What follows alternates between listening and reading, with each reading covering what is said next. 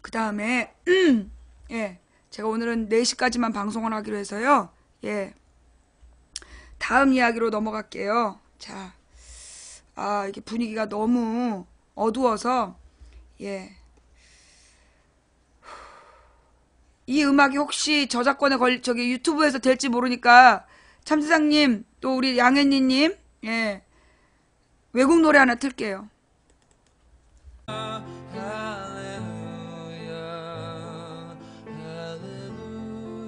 나는 군대 가고 싶은데 뚱뚱하다가 못 오겠잖아 니네가. 여자는 안경 쓰고 뚱뚱하면 못 간다고. 어? 황교안이는 오라는데 두들겨 놨다고 안 간 놈이고 나는 가고 싶은데 못 오겠잖아. 그래놓고 군대 갔다 왔나요? 야 이 새끼들아, 니네가 내 마음을 알아? 군대 간다고 내가 그거 입영 저기 뭐야 신청서 내게 해달라고 입대 신청서 달라고 막 쫓아다니는데 선생님들이 하루 종일 도망을 다녀. 그리고 틀림없이 내가 용모 단정한 그 저기 성적이 우수하고 용모가 단정하면 여군에 지원할 수 있다 그랬고 근데 성적은 좀 되겠다. 내가 스포츠 머리에 얼마나 용모가 단정한 줄 알아? 그래서 내가 달라고 했더니 선생님이 안 주는 거야. 한 3시간을 내가 쫓아갔어. 나중에 선생님이 용모 단정 때문에 안 된대. 아니 내 용모가 어때서 그러냐? 저 용모 단정은 그 깨끗하다는 얘기가 아니라 55kg 해야 된다.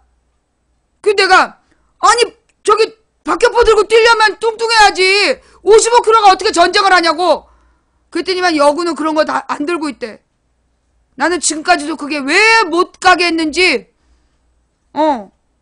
그 당시에는요 여자들이 군대를 가려면 일반 사병으로 못 가고 무슨 장교비가는 무슨 하사관이나 뭐 이런 걸로 가는 건가 봐. 그런데 그 조건이 55kg 미만이었어. 89년도에는. 아니 총 쏘고 그러려면 몸이 좀 돼야 될 거 아니야. 포탄도 좀 나르고 그러려면. 그리고 이게 솔직히 이게 뭐 몇십 킬로씩 행군하고 그러려면 체력이 돼야 되잖아. 근데 여자는 그런 거 안 한대. 정말 지랄이었지.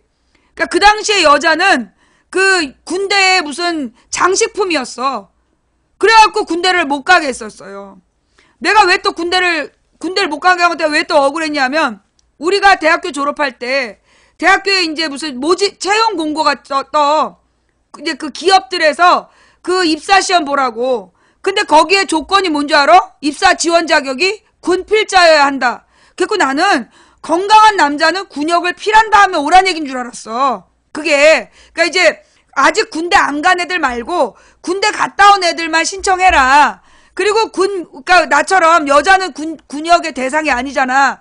그러면 나 같은 사람도 신청할 수 있는 줄 알았어. 아예 이력서를 안 주는 거야. 군필자라고 돼 있잖아요. 이러는 거야. 그래서 여자는 군역이 없는데요. 그랬더니 군필자란 얘기는 남자만 하란 얘기라고. 군대 갔다 온 남자만 하란 얘기래. 그때 내가 알았어. 여자는 군역 면제 대상이지만 군필자가 아니라는 거. 그런데 어디서 황교안이가 면제를 받아서 군필자라고? 야! 황교안이가 군필자면 내가 박보검이야. 어디서 이런 닭똥 빨아먹고 설사할 새끼 지랄을 하고 앉아있어. 그런 것들이 나라의 안보를 책임진다고 모여 앉았고 회의를 하니 전쟁도 불사한다 그러고 앉아있지. 국가 안보를 책임진 11명 중에 군대 갔다 온 게 4명밖에 안 된대. 그나마 그 4명도 18개월 방위가 제일 오래된 애야. 6개월 방위, 한 달 군역, 나머진 면제래. 아이 썩을 놈들 진짜. 그런 것들이 모여 앉아가지고 무슨 전쟁을 한다고 그래. 니네가 전쟁을 알아? 아이젠하워 장군이 뭐라고 얘기를 했냐? 전쟁을 쉽게 말하는 자들은 전쟁이 얼마나 참혹한지 경험이 없기 때문이다. 그래서 함부로 전쟁을 이야기한다. 전쟁이 얼마나 참혹한지. 가령 폭발사고 현장, 그런 게 바로 전쟁이야. 지금 텔레비에 나오잖아. 화학무기 때문에 거품을 물고 쓰러져 있는 사람들. 전쟁이 얼마나 참혹한가는 시신들 막 이렇게 쪼개져 있는 그런 폭발 현장, 테러 현장, 그게 전쟁이야. 너 어디서 전쟁을 함부로 하자고 지랄들이야. 꼭 전쟁 안 갔다 온 것들이 저래. 군대 안 갔다 온 것들이. 전쟁이 뭔지도 모르는 것들이 전쟁을 쉽게 얘기하고.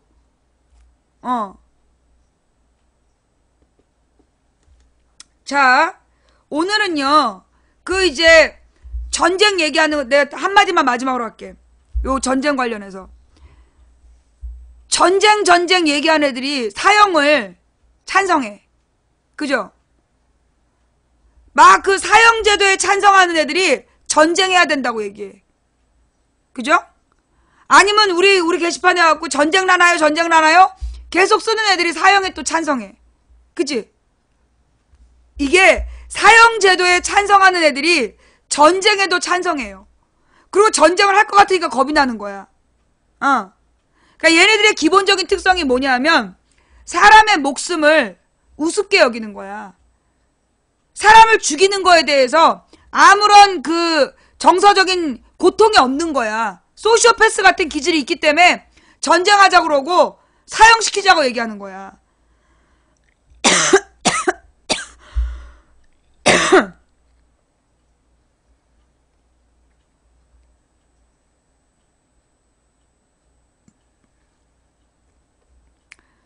예. 사이코패스, 소시오패스들이 함부로 전쟁을 얘기하는 거야. 그러면서 사형제도를 찬성해. 자, 우리나라에서는 사형제도를 절대로 허용하면 안 돼요. 이유가 뭘까요? 자, 여러분, 우리가 잔혹한 아동 성범죄자나 이런 놈들 보면 사형시키고 싶잖아. 그죠? 그 사형제도를 막 얘기하는 사람들이 특징적으로 얘기하는 게 누구냐면 아동 성범죄자들이야. 그죠? 그래놓고 얘네들이 아청법에 반대한다? 그지?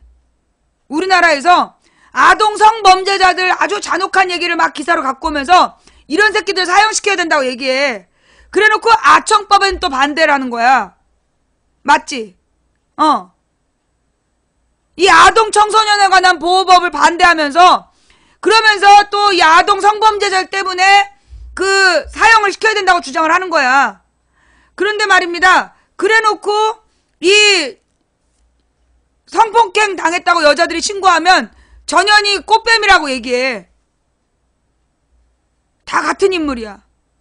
성폭력 당했다라고 신고하면 꽃뱀이라고 욕을 하고 아청법을 반대하면서 사형제도는 찬성하는데 아동 성폭력 범죄자들을 사형시켜야 된다고 말로만 주장해.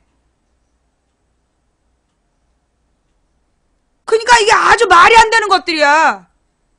얘네들의 왜 그렇게 논리적으로 말이 안 되는 짓들을 하느냐 하면 얘네들의 근본적인 마음에 뭐가 있냐? 인권의식이 없어서 그런 거야. 이게 다중이잖아. 막 사형을 해야 된다. 아동 조두순이 같은 새끼 사형시켜야 된다고 막 얘기하잖아. 그죠? 그런데 그래놓고 아청법은 또 막 반대를 해. 아동 청소년 보호법은 또 막 반대를 해. 그죠? 그래놓고 성폭력 범죄자들, 성폭력 피해 여성들이 신고하면 꽃뱀이라고 얘기를 해. 뭐 하자는 거야, 얘네들은? 왜 이렇게 다중적인 장애가 나오냐 하면 이게 인권의식이 없어서 그래. 본질적으로 그 마음에 약자에 대한 보호의식이 없기 때문이에요. 아청법이라는 걸 막 욕을 하면서, 그게 무슨 그리고 뭐였어. 아동 청소년이 나온 음란물을 소지만 해도 처벌하는 거잖아. 그걸 막 분노하는 거야. 그거는 처벌받을 짓이야. 아동 청소년에 관한 음란물을 가지고 있으면 나는 그걸로 처벌해야 된다고 생각해. 그런 걸 자꾸만 보니까 아동 청소년을 성적으로 학대하고 그걸 찍어서 올리는 거 아니야.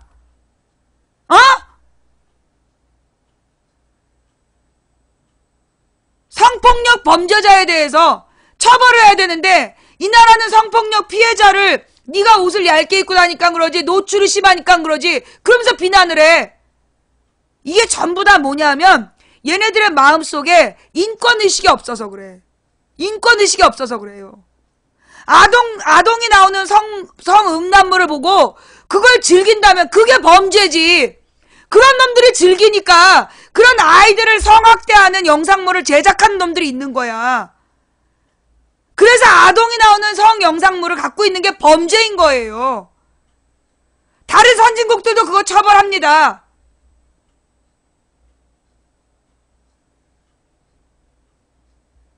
뭔 얘기인지 알았죠? 이게 가만 보면 말이에요. 다 통해 얘네들이.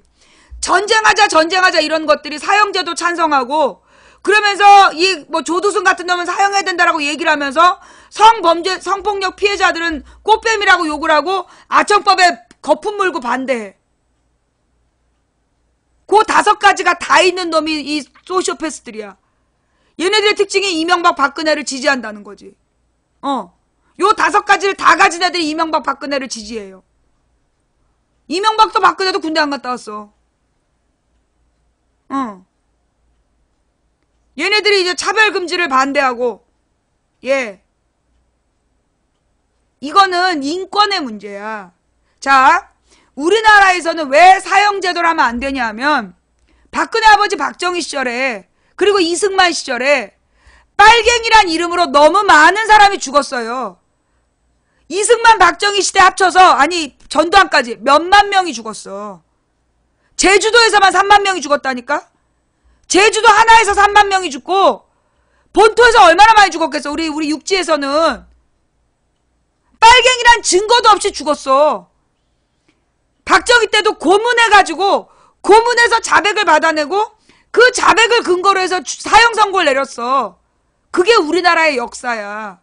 그래서 우리나라에서는 사형제도를 하면 안 되는 거야. 나도 조두순 같은 새끼 사형시켜야 된다고 봐.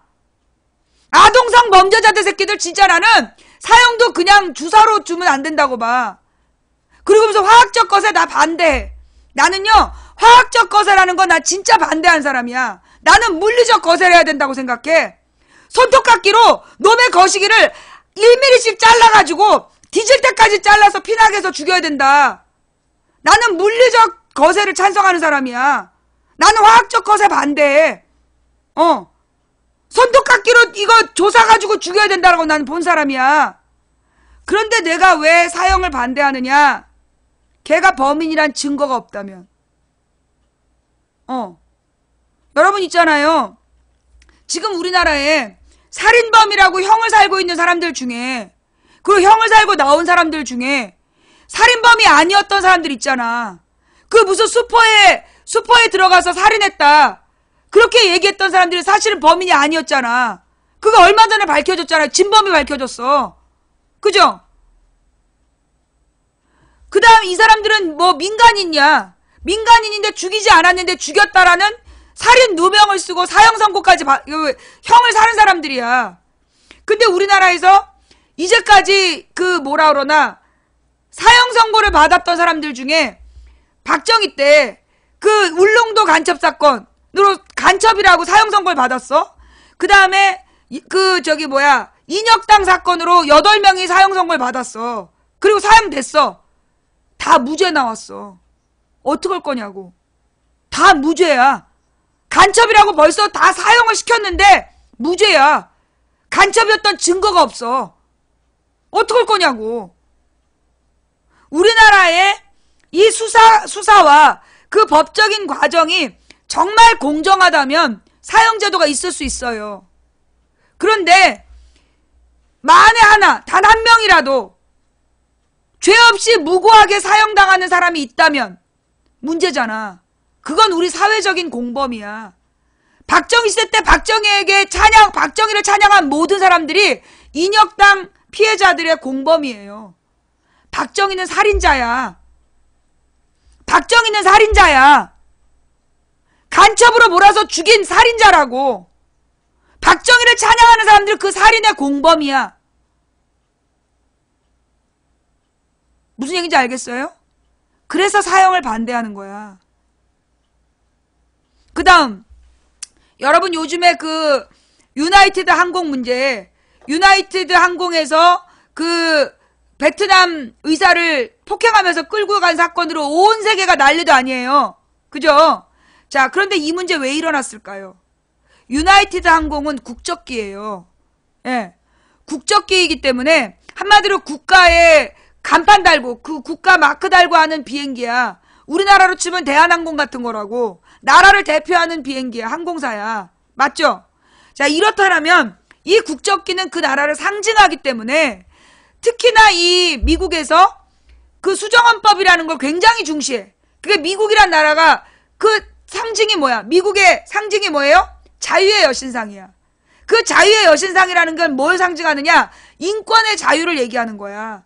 인권을 존중하고 개인의 자유를 보장하는 나라. 그게 자유의 여신상이야. 그러면서 이 수정헌법이라는 게 뭐냐 하면 바로 그 자유의 정신에 따라서 모든 인간이 피부색이나 뭐 출신 지역이나 뭐 성별이나 종교나 성적 취향에 따라서 차별받지 않는다. 그게 수정헌법이야. 미국의 수정헌법 1조. 그게 미국의 정신이야. 그래서 이제까지 미국이 전 세계에서 명분을 갖고 있었던 거야. 그런데 그 미국이 지금 트럼프를 뽑았어. 트럼프를 뽑은 사람들이 누구야? 자기가 백인이라고 생각하는, 걔네들 유전자 검사하면 백인 아닌 거 나와. 그런데 겉모습이 백인 같으면 지네가 백인이라고 트럼프를 찍었어.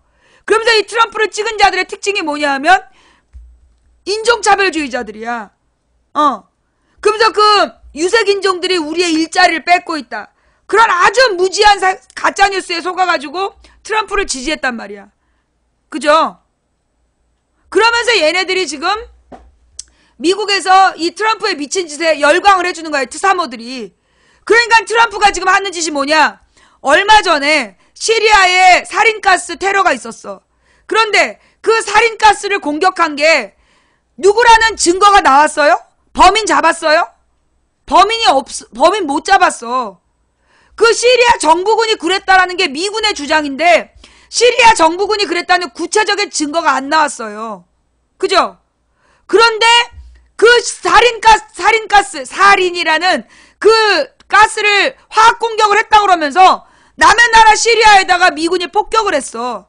어이없죠? 그 다음에 여러분 오늘 네이버 검색어가 뭐냐면 GBU 43? 이게 뭐냐면 소위 폭탄의 어머니라고 불려진대. 그러면서 알려진 모든 폭탄 중에 핵무기를 제외하고 가장 끔찍한 폭탄이 이거라는 거야. G머시기 43. 이거를 미국에서 아프가니스탄에게 투하했다는 거야. 왜? 왜? 미국이 아프가니스탄에 왜 저 폭탄을 투하했냐고. 무슨 건수로? 무슨 자격으로?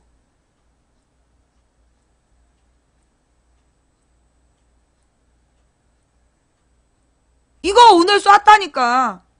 예. GBU 43이라는 걸 폭탄의 어머니라는 저 폭탄을, 그러니까 폭탄의 무슨 어머니야, 이 씨발놈들아. 어디서 이렇게 이 살인을 미화하는, 어따 대고 어머니야! 이거 전 세계 어머니들이 들고 일어나야 돼. 어따 대고 폭탄의 어머니야! 진짜. GBU 43한테 폭탄 나와보라고 그래봐! 배를 가르고 나와봐! 이것들이 진짜, 그래갖고 이것들이 지금 아프가니스탄에 IS의 근거지라는 거야. IS의 근거지로 보이는 곳에다가 GBU 43을 투하했대. 가장 잔혹한 무기를. 그런데 여러분 이제까지 미국에서요. IS의 근거지라는 둥.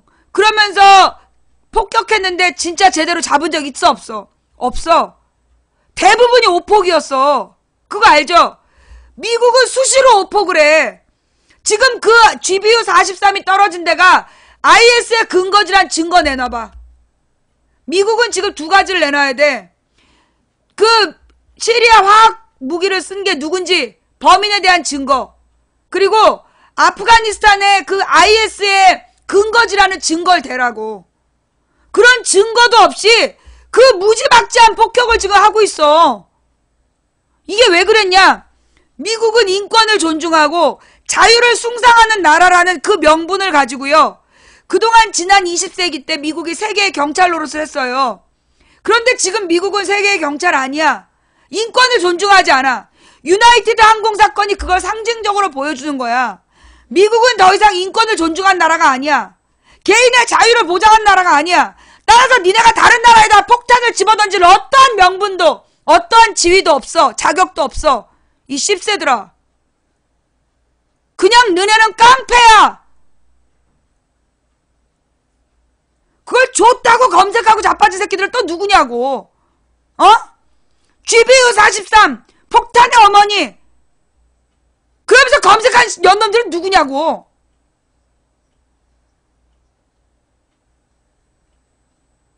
내가 욕을 한 대상이 네가 아니잖아. 내가 미국한테 욕했는데 네가 왜 욕한다고 난리야. 네가 트럼프야? 병무청 알바나 하면서 그냥 병무청 알바나 열심히 해.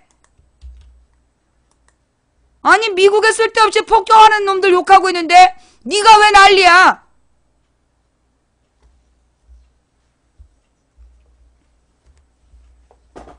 예. 자, 여러분 이 미국이란 나라, 여러분 지금요 온 세계가 북한이 핵실험을 하면 가만두지 않겠다.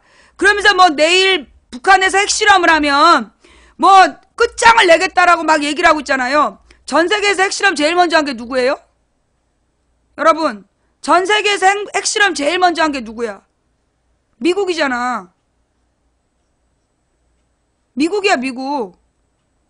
미국이 전 세계에서 핵실험 제일 먼저 했고 그 핵실험을 기본으로 해서 그 핵무기를, 자 그럼 다음 질문 나가요. 전 세계에서 핵무기를 실제 전쟁에 사용한 유일한 나라가 누구예요? 핵무기를 전 세계에서 유일하게 실전에 사용한 나라가 누구야? 미국이야. 지금 미국이 다른 나라한테 핵무기를 가졌네 만에 욕할 자격이 있어 없어? 미국에 핵무기 없어? 미국의 핵무기 다 없애놓고 지금 다른 나라더러 핵무기 없애라는 거야?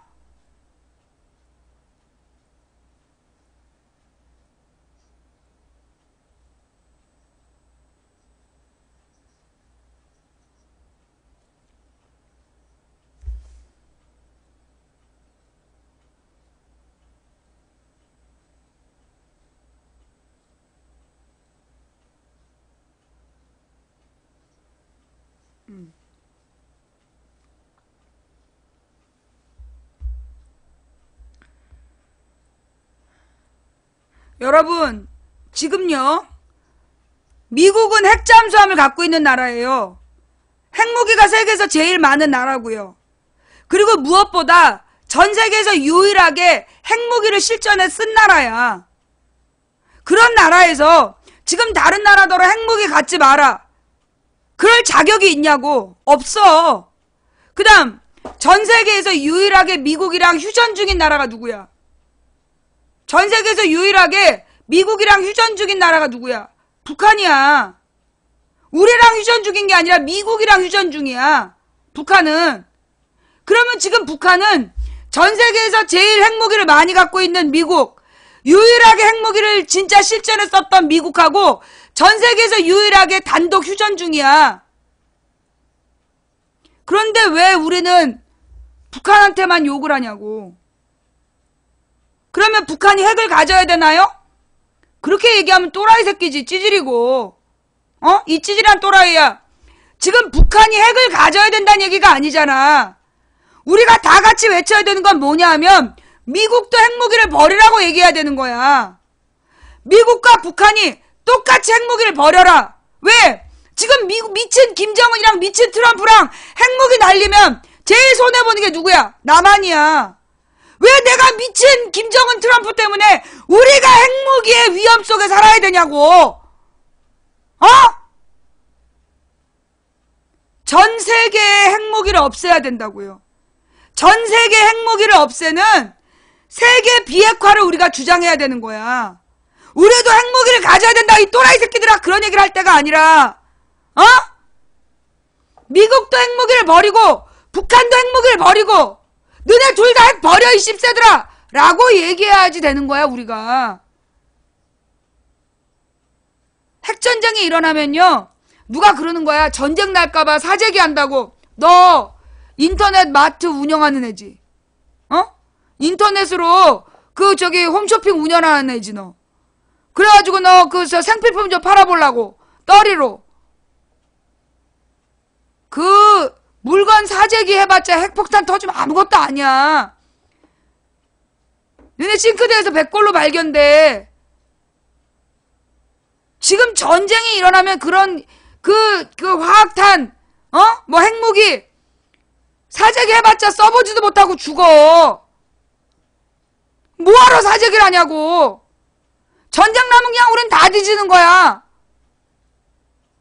우리는 수도권이 아니기 때문에 살 수 있다. 야, 우리 수도권은 폭탄 맞아 죽고 너네는 굶어 죽어. 수도권은 폭탄 맞아 죽고 우리는 굶어 죽어.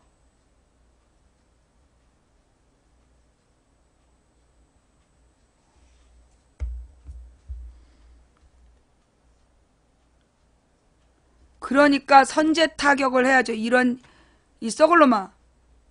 너가 지금 네 몸에 수류탄이 있어. 근데 애들이 막 너를 때리러 온다고 그래. 그럼 너 어떡할래? 수류탄 픽 뽑겠지. 그리고 이거 너 가까이 오면 터트린다 하겠지. 근데 애들이 막 달려서 때리려고 그래. 그래서 얘네들이 막 쑤시려고 그래. 그럼 너는 어떡할래? 너 터트리겠지. 다 죽는 거야. 선제 공격? 선제 공격이 바로 수류탄 쥐고 있는 애한테 칼 들고 달려드는 거야. 저거 강퇴시켜주세요. 예. 너는 머리를 모자 쓸 때 쓰려고 달고 다니는 거지. 키 커 보이려고 달고 다니는 거지.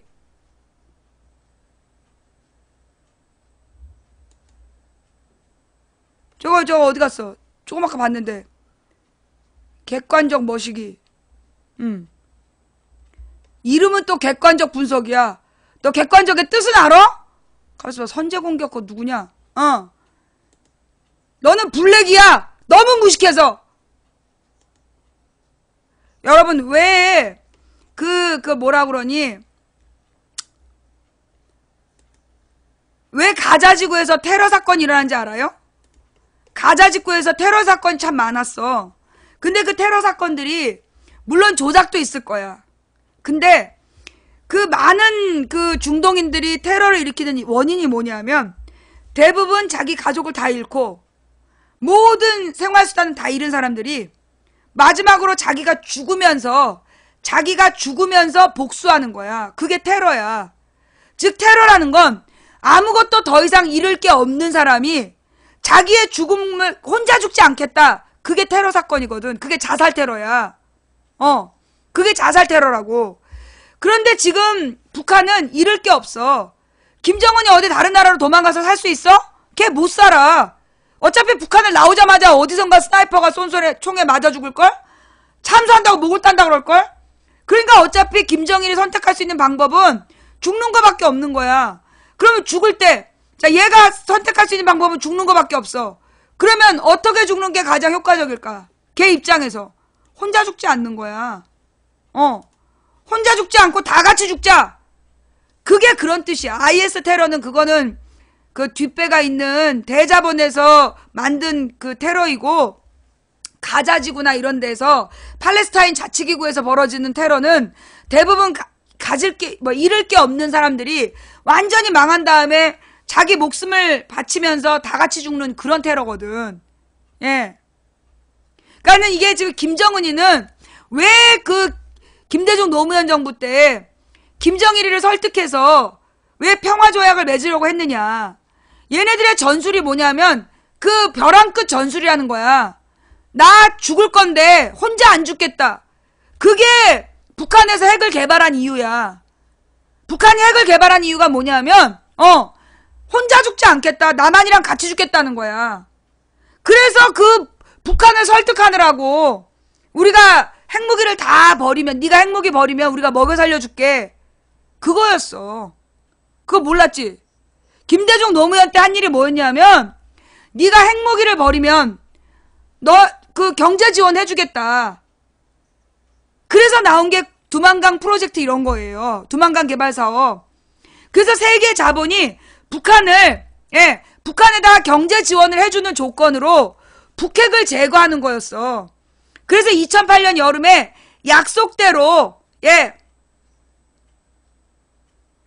누가 빨갱이야? 너? 박근혜? 박근혜는 빨갱이야. 박근혜 빨갱이 맞아. 예. 박근혜도 빨갱이고, 그 뭐 황교안이도 빨갱이고, 북한에 이뤄온 게 빨갱이 아니겠어. 지금 황교안이랑 박근혜랑 사드 배치하는 바람에 김정은이가 세계적인 스타가 됐잖아. 예.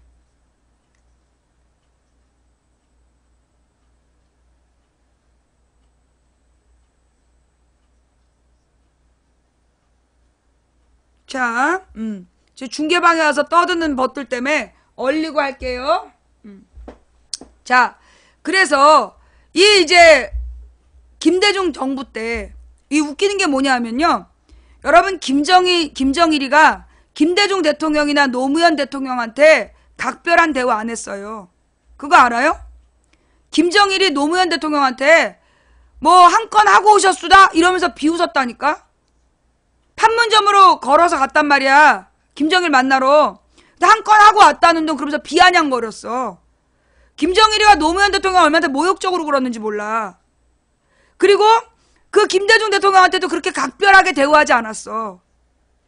그런데 김정일이가 유일하게 각별하게 대우한 게 박근혜야. 박근혜만 저기 인터뷰 기사 갖고 와보세요.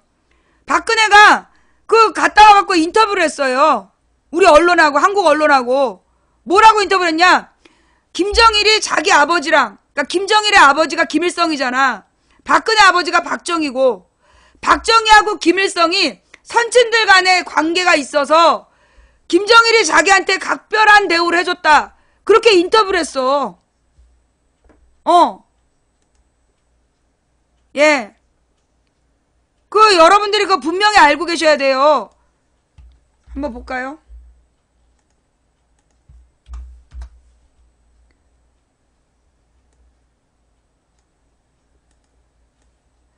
김정일 위원장은 솔직하고 거침없는 사람이었다.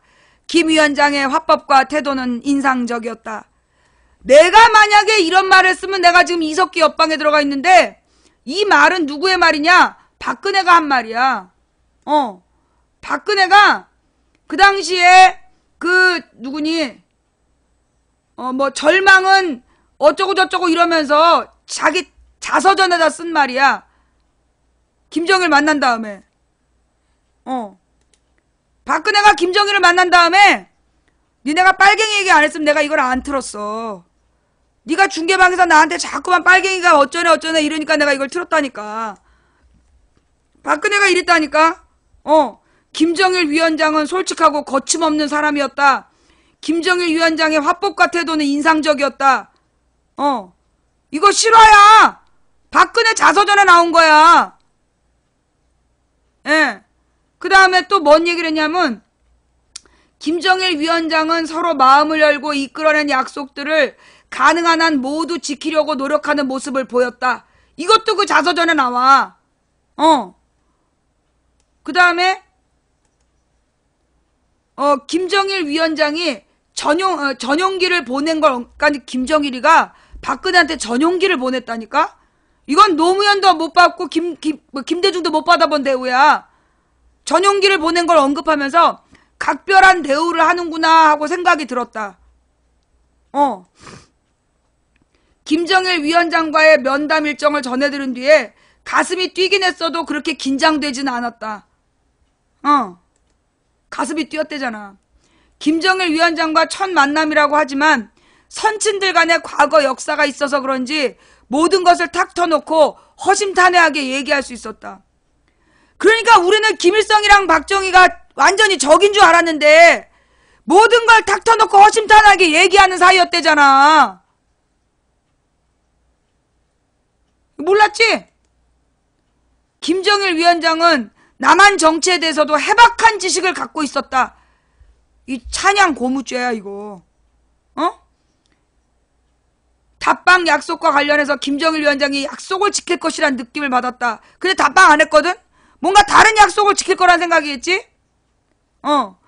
김정일 위원장의 말만 듣고 왔다는 지적에 대해서 나의 방북은 사과를 받으러 간 것이 아니다. 한국전쟁에 대해서 사과받으러 간 게 아니다. 남북한 공존을 위해서 작은 힘이라도 보태기 위해서 간 거다. 그러면서 그 뒤로도 북한하고 계속 편지를 주고받았다니까? 3박 4일의 북한 방문 기간에 가슴이 찡할 때가 한두 번이 아니었다. 세계에서 유일한 분단국인 우리의 현실이 서글펐다. 남북한이 같이 잘 사는 날이 오길 손꼽아 기대해본다. 남북한 여성이 우리나라를 살기 좋은 행복한 나라로 만들 수 있도록 노력하자는데 의기투합했다. 북한 여자들이랑 의기투합했대! 북한은 최고인민회의 대의원 687명 가운데 138명이 여성이라고 했다. 우리보다 여성의 사회 진출이 활발한 듯 보였다. 심지어 남한을 비하하고 있어! 옥류관에 노래방 기기가 있어 노래도 함께 불렀고 고향의 봄을 합창했는데 가슴이 뭉클했대. 김정일 위원장의 제의가 반가웠다. 나에 대해 각별히 신경을 쓰는구나 하고 생각했다. 판문점을 넘어 귀환할 때 남북이 이렇게 가까운데 먼 길을 둘러서 오고 있구나. 빨리 남북한 주민이 이 길을 이용해 왕래할 날이 왔으면 좋겠다는 안타까움이 밀려왔다. 나와. 너 아까 욕한 빨갱이가 얘 말한 거지? 박근혜 얘기한 거지? 나한테 빨갱이라고 얘기한 거 아니고 박근혜한테 빨갱이라고 얘기한 거지? 나는 이제까지 북한의 김정일이랑 악수 한번 해본 적이 없어. 김정은이를 뭐 따로 만난다든가 걔가 나한테 무슨 비행기를 보낸다든가 전용기 타고 만나러 간다든가 가슴이 뛴 적도 없어. 어따 대고 빨갱이래. 이것들이.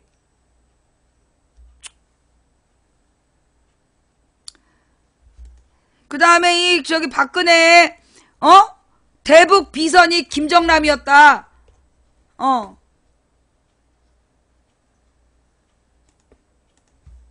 얼마 전에 죽은 김정남이가 대북 비선이었대. 박근혜 유럽 코리아 재단의 대북 비선이 김정남이었다. 이명박 국정원 대선 앞두고 재단 사찰 이유는 김정남 망명 공작 일환. 야, 김정일에게 보낸 박근혜 친서는 유럽 코리아 재단 소장이었던 장자크 그로아가 USB와 출력물 형태로 들고 중국 베이징에 가서 김정일의 장남 김정남을 만나 전달했다. 편지는 김정남의 고모부 장성택을 통해 김정일에게 보고된 것으로 안다. 전 유럽 코리아 재단 핵심 관계자의 말이다. 이게 증거잖아. 그래서 그때 막 북한으로 가면서 무슨 예쁜 저기 한복을 갖고 오라고 그래서 한복 맞춰서 가고 그랬다는 그 사건. 그래서 김정은이가 김정남을 죽인 게 박근혜의 비선이었기 때문에 이번에 죽인 거 아니야. 예. 우리는 하나래. 짝짝꿍 짝짝꿍.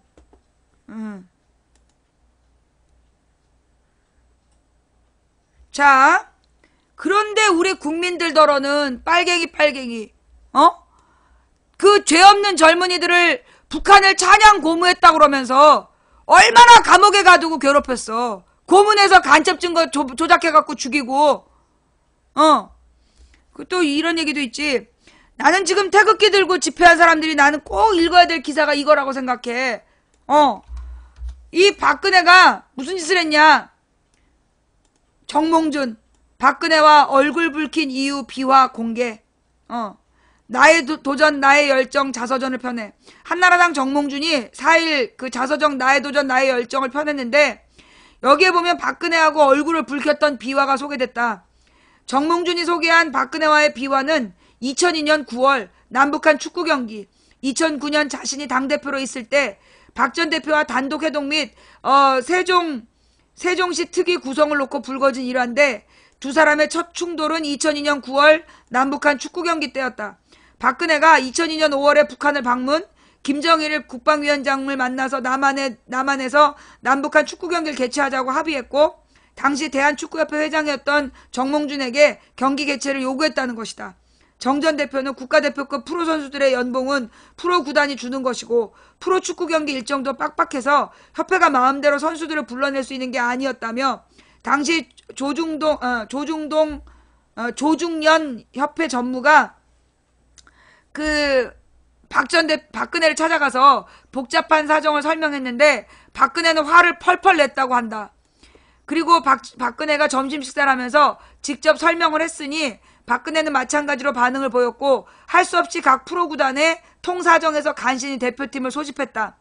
그는 남북한 축구 경기가 열린 날 당시 상황에서도 박근혜가 먼저 경기장에 와 있었는데 나를 보더니 화난 얼굴로 왜 약속을 지키지 않았느냐고 해서 무슨 소린가 했더니 관중들이 한반도기를 들기로 했는데 왜 태극기를 들었냐는 것이었다고 회고했다. 그 태극기 들었다라고 막 박근혜가 화냈대잖아. 또 문제가 생겼다. 축구 경기 시작 전에 붉은 악마가 대한민국을 외쳤기 때문이다며 박 전 대표는 9월호 통일조국을 외치기로 했는데 왜 약속을 지키지 않느냐고 다시 내게 항의했다. 나와. 나더러 아까 빨갱이년이라고 하는 새끼들. 그 캡처 뜨셨죠? 예, 나한테 빨갱이라고 하는 새끼들. 예, 그거 캡처 딱 떠주세요. 예, 뭐 2년 또 선동안에 누구? 박근혜? 네, 요거 캡처 떠주세요. 예, 자, 이거 캡처 떠주시고 법정에서 만나자. 나중에 또 법정에서 고개도 못 들고면서 지금 그렇게 당당하게 댓글 쓰는 거 내가 그랬지? 나한테 빨갱이라는 둥, 선동했다는 둥. 그럼 내가 고소한다고. 내 요즘에 아침마다 법원 가. 다음 주에도 또 가야 돼.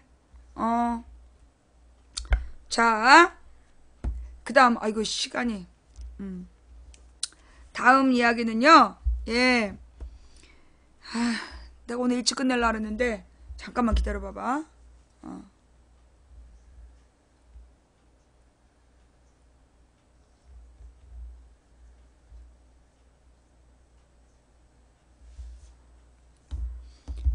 오늘은 여러분들께, 예. 오늘은 여러분들께 그 중요한 얘기를 해드릴게요. 무슨 얘기냐? 지금 이제 막 대선 후보들이 토론한다고 막 얘기가 왔다 갔다 해. 그런데 이 대선 후보들이 하는 토론을 들으면서 뭐가 맞는 말인지 모르는 사람들이 있어. 그죠? 예. 그래서 내가 대선 토론을 들으면서 뭐 그 말이 뭔 말인지 알아야 어떤 놈이 나쁜 놈이고 어떤 놈이 그나마 덜 나쁜 놈인지 알 거 아니야. 그래서 그거에 대한 얘기를 할 거예요. 물론 구체적인 이름이나 구체적인 발언은 하지 않을 거야. 다만 여러분들이 알아듣고 보라는 거야. 누구더러 좌파 세력이라는 건데. 나? 박근혜? 자, 일단 노래 하나 또 듣고 다음 과정을 나아가도록 합시다. 예.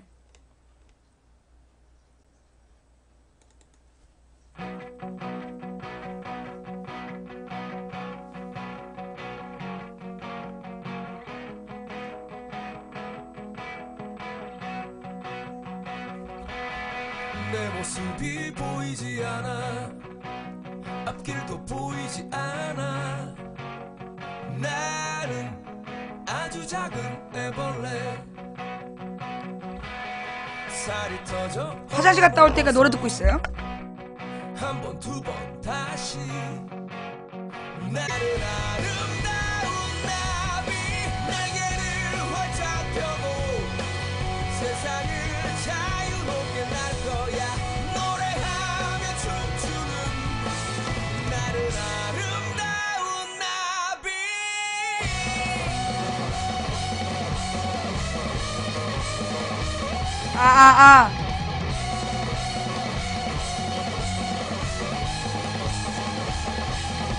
Spread my wings and fly away Ride on wings sailing on the world today Sing a song reach for the sky Flying butterfly gashima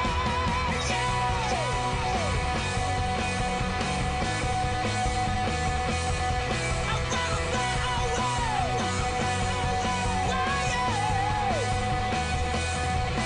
날개를 활짝 펴고 세상을 자유롭게 날 거야 노래하며 춤추는 나는 아름다운 나비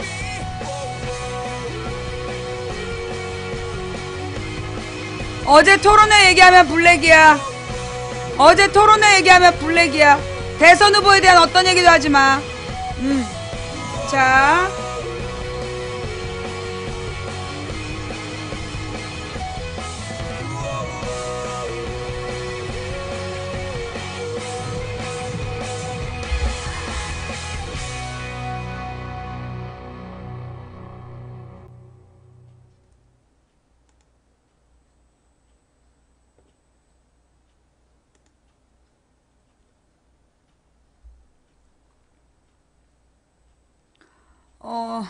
지금 누가 내 방송, 내 컴퓨터를, 지금 접속하려고 그랬대.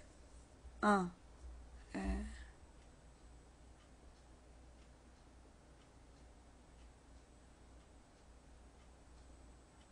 지금 어베스트에서 누군가 외부에서 접속하려고 그러는데, 막, 오늘 방송이 좀 세지? 예. 오늘 방송이 좀 세? 그러니까 지금 이제 얘네들이 막, 뭐예요? 계속 그 네트워크를 좀 공격하고 있어. 자. 내가 오늘 몸이 안 좋아가지고, 방송을 그냥 짧게 하고 접으려고 그랬거든. 컨디션이 너무 안 좋아서. 근데 지금, 이 외부에서 접속하려고 한다라는 메시지가 떴어. 예. 이제부터 방송을 시작해볼까? 자, 그동안에 들어왔던 질문들 중에, 예, 자, 그동안에 들어왔던 질문들 중에서 몇 가지를 하고 넘어갈게요. 어떤 질문이 들어왔느냐 하면, 대통령 중임제가 뭐냐? 대통령 중임제가 뭔가요? 4년 한 다음에 그냥 또 4년을 더 하는 건가요? 이렇게 묻더라고요. 제가 여러 번 설명했는데, 다시 잘 들어보세요, 여러분. 예. 대통령 중임제라는 게 뭐라 그랬어? 지금 우리나라는 5년 단임제예요. 우리나라는 대통령이 아무리 유능해도 5년 하고 다시 출마할 수가 없어. 그게 5년 단임제예요. 근데 지금 대통령 4년 중임제로 가자는 얘기는 뭐냐면 대통령 임기를 4년으로 줄이고 4년에 한 번 다시 선거를 해서 그 다시 뽑히면 한 번 더 하자. 그 얘기예요. 현재 우리나라가 5년짜리 딱 한 번밖에 못해. 여러분이 아무리 누구누구를 좋아해도 그 사람이 5년 하고 나면 다시 대통령 할 수가 없는 제도야. 우리나라 대통령 제도가. 이거 몰랐어요. 예. 그게 왜 그랬냐 하면 박정희 때문에. 이승만 박정희가 죽을 때까지 대통령을 하려고 그랬잖아. 그래서 독재로 이승만이 13년 동안 독재를 하고 박정희가 18년 동안 독재를 했단 말이야. 그래서 우리나라의 이 박정희, 이승만 독재 체제 때문에 생긴 법이 5년 단임제 헌법이야. 그래서 대통령의 임기를 5년으로 제한하고 딱 한 번만 하게끔 한 거예요. 그게 이제 5년 단임제야. 그런데 4년 중임제는 뭐냐면 임기를 5년이 아니라 4년으로 줄여. 그 다음에 이제 4년이 되는 해에 선거를 한 번 하는 거야. 그래갖고 다시 뽑히면 한 번 더 할 수 있게 해주는 거야. 근데 떨어지면 끝이고 한 번 국민들이 또 선택해주면 한 번만 더 할 수 있는 거. 그게 4년 중임제야. 그래서 이 4년 중임제는 아무리 잘해도 2번밖에 대통령 못한다. 예. 그게 4년 중임제예요. 이해가 됐죠? 요거 잘 몰랐어요? 예. 그러니까 이제 미국처럼 하는 거. 미국처럼 하는 게 4년 중임제. 예. 그러니까 이 4년 중임제를 한다면 4년하고 지법대로 또 하는 게 아니야. 4년 만에 선거를 하는 거야. 그래서 잘했으면 한 번 더, 못하면 그걸로 끝. 자, 그러면 5년 단임제하고 4년 중임제의 차이가 뭐냐 하면 이명박이나 박근혜 어떻게 했어? 5년 단임제니까 5년 안에 다 먹고 튀려고. 그래서 5년 동안 삥을 뜯었잖아. 그러니까 이명박은 4대강 자원외교 방산비리, 박근혜는 최순실 비리. 이게 다 뭐냐면 5년 단임제니까 5년 동안에 다 해먹고 튀는 거야. 그래가지고 이제 5년 단임제는 한마디로 이제까지 먹튀를 할 수밖에 없는 구조였다. 근데 그러면 4년 중임제가 되면 이제 얘가 4년 동안 잘하면 그 다음 4년을 또 할 수 있잖아. 그지? 그러니까 한 번 더 하기 위해서 첫 번째 4년은 그래도 막 나가지 않고 잘하려고 노력할 거 아니야. 그게 장점이야. 예. 지금 이제 이원 집정부제는 다른 얘기예요. 대통령제도 4년 중임제라는 말은, 그래서 4년 중임제라는 게 4년 동안 잘해야 다음에 또 오니까, 또 할 수 있으니까. 그래서 4년은 적어도 잘하겠지. 그게 4년 중임제로 가자는 거야. 그리고 진짜 잘했을 때 한 번 더 할 수 있는 거. 근데 4년 중임제도 재선이 되면 그때부터가 레임덕이라고 그러더라고. 그래서 이제 그거는 이제 운영상의 단점인 것 같고 적어도 4년은 정치를 똑바로 한다는 얘기야. 그게 4년 중임제. 5년 단임제는 되자마자 그때부터 5년 동안 먹고 튀고 다른 놈이 그 다음에 또 먹고 튀고 그럴 수 있지만 4년 중임제라 그러면 적어도 4년은 정치를 잘한다는 거지. 한 번 더 할 수 있기 때문에. 그 다음에 이원 집정부제라는 건 뭘 얘기하냐면 우리나라 그 저기 때처럼 윤보선 정권 때처럼 그러니까는 대통령이 있어. 대통령이 있지만 내각 책임자는 대통령이 아니야. 장면 내각이라 그랬잖아. 그게 무슨 얘기냐면 이원 집정부제에서 그 이원이라는 건 상원과 하원으로 국회를 구분하는 거예요. 미국처럼 상원과 하원으로 국회를 구분하는 거야. 그래서 상원의원은 되게 이제 오랫동안 할 수 있고 특혜가 좀 있어. 근데 이제 하원의원은 우리 지방의원처럼 좀 기간도 짧고 그리고 이제 좀 더 밀착한 국민들의 생활법을 다루고 이런 게 이제 하원의원이래. 그래서 하원의원하고 상원의원이 나누어져 있고 상원의원들 중에 대통령이 되는 거야. 그래서 이제 그 상원 하원으로 나누는 게 이원제도. 그 다음에 집정부제도라는 건 뭐냐면 국회에서 다수당이 총리를 내보내. 그럼 이 총리가 내각을 책임지는 거. 그게 이원 집정부제야. 예. 그러니까 이제 이원 집정부제라는 건 상원과 하원으로 나누어 놓은 게 이원 제도이고 집정부 제도라는 건 그 국회의원이 총리를 뽑아서 그 총리가 내각을 책임지고 대통령은 국방과 외교만 책임지는 그런 구조를 이원 집정부제. 그리고 이제 그 내각제라는 게 이원 집정부제하고 비슷한데 뭐가 다르냐면 내각제는 그냥 국회가 하나인 거야. 의원 내각제라는 건 국회가 하나야. 국회가 하나인데 그 하나의 국회에서 총리를 파견하면 의원 내각제. 이원 집정부제는 국회가 둘로 나뉘어져 있는 거. 그게 이원 집정부제는 상원 하원이 나누어지고 거기서 이제 행정부를 뽑는 거고 의원 내각제는 나누지 않은 국회에서 총리를 뽑는 거고. 그래서 요 그 의원 내각제라는 건 책임 정치라 그래서 의원 내각제는 대통령이 없어. 영국이나 독일 대통령이 없잖아. 그죠? 예. 그 일본에도 대통령이 없어. 총리가 최고 책임자야. 의원 내각제는 총리가 최고 책임자야. 그래갖고 이제 이 총리가 그러니까 총리만 뽑고 대통령이 없는 거지. 예. 그래서 이제 그 의원 내각제는 대통령제가와 반대로, 그러니까 이제 우리가 행정부의 형태를 구분할 때 대통령제와 의원 내각제로 구분을 해요. 예. 그래서 이제 이 대통령 제도는 대통령이 그 행정부의 최고 책임자인 제도이고 의원 내각제는 대통령이 없이 국회에서 총리를 뽑고 그 총리가 행정부 문제를 다 같이 책임지는 거. 그게 의원 내각제. 그래서 대통령 제도는 삼권 분립이야. 행정부는 대통령, 국회가 의회가 입법부, 그 다음에 법원이 사법부. 의원 내각제는 대통령 없이 두 개야. 의원들이 입법부하고 행정부를 책임지고 사법부만 분리되어 있는 거. 그래서 요게 이제 3대2로 의원 내각제하고 대통령 제도를 구분하는 거고 이원 집정부제는 상원 하원을 구분하는 거. 그게 이원 집정부제. 그러면 왜 우리나라에서 의원 내각제나 이원 집정부제 얘기가 나오냐 하면 우리나라의 대통령 제도가 박정희가 만든 게 틀이라는 거야. 박정희 때 대통령의 권한이 굉장히 강했다는 거야. 그러니까 이승만 때는 헌법을 여러 번 바꾸면서 대통령 제도가 완성이 안 돼 있었어. 근데 박정희가 대통령 제도를 만들면서 굉장히 강력한 대통령 제도를 만든 거야. 그래서 미국의 대통령이나 프랑스의 대통령보다도 강한 대통령 제도야, 우리나라가. 그래서 대통령한테 권한이 굉장히 많은 거예요. 그래가지고 그 제왕적 대통령 제도라고 불러. 그게 옛날에 이제 그 드골이라는 프랑스 대통령이 그런 제왕적 대통령 제도라고 그랬었어. 그런데 드골 대통령보다도 더 막강한 권한을 갖는 게 우리나라 대통령 제도였어. 특히 우리나라의 대통령에겐 뭐까지 있었냐면 그때 박정희 때 긴급조치, 유신헌법. 그 긴급조치라는 게 뭐냐면 대통령이 지 멋대로 어떤 헌법을 제안할 수 있는 영을 내리는 거야. 그게 긴급조치. 그게 유신헌법이야.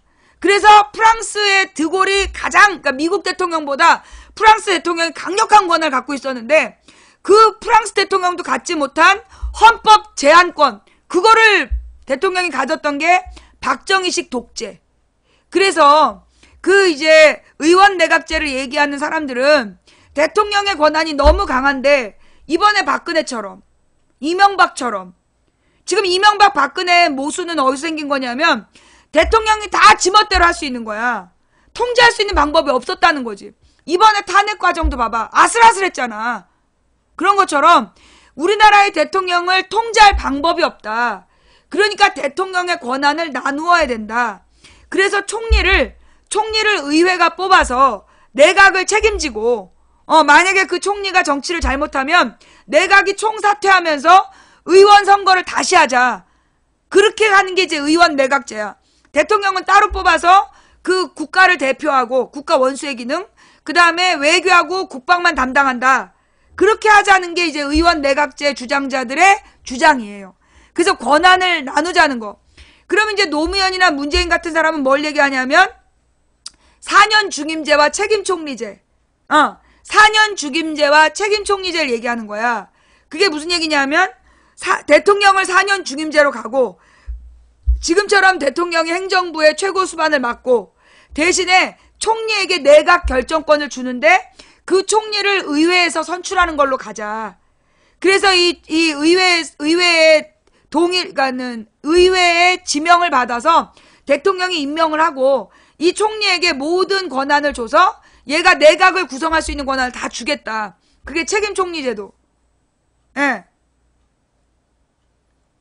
그게 이제 그 4년 중임제와 내각 책임총리제도가 그 노무현 대통령 때 얘기했던 거였고, 그 다음에 국회의원들이 얘기하는 건 의원 내각제이고, 그리고 이제 새누리당이 주장하는 게 이원 집정부제가 돼서 자기네들은 상원의원이 돼가지고 평생 종신토록 의원을 해보겠다. 뭐 이제 이런 뜻이죠.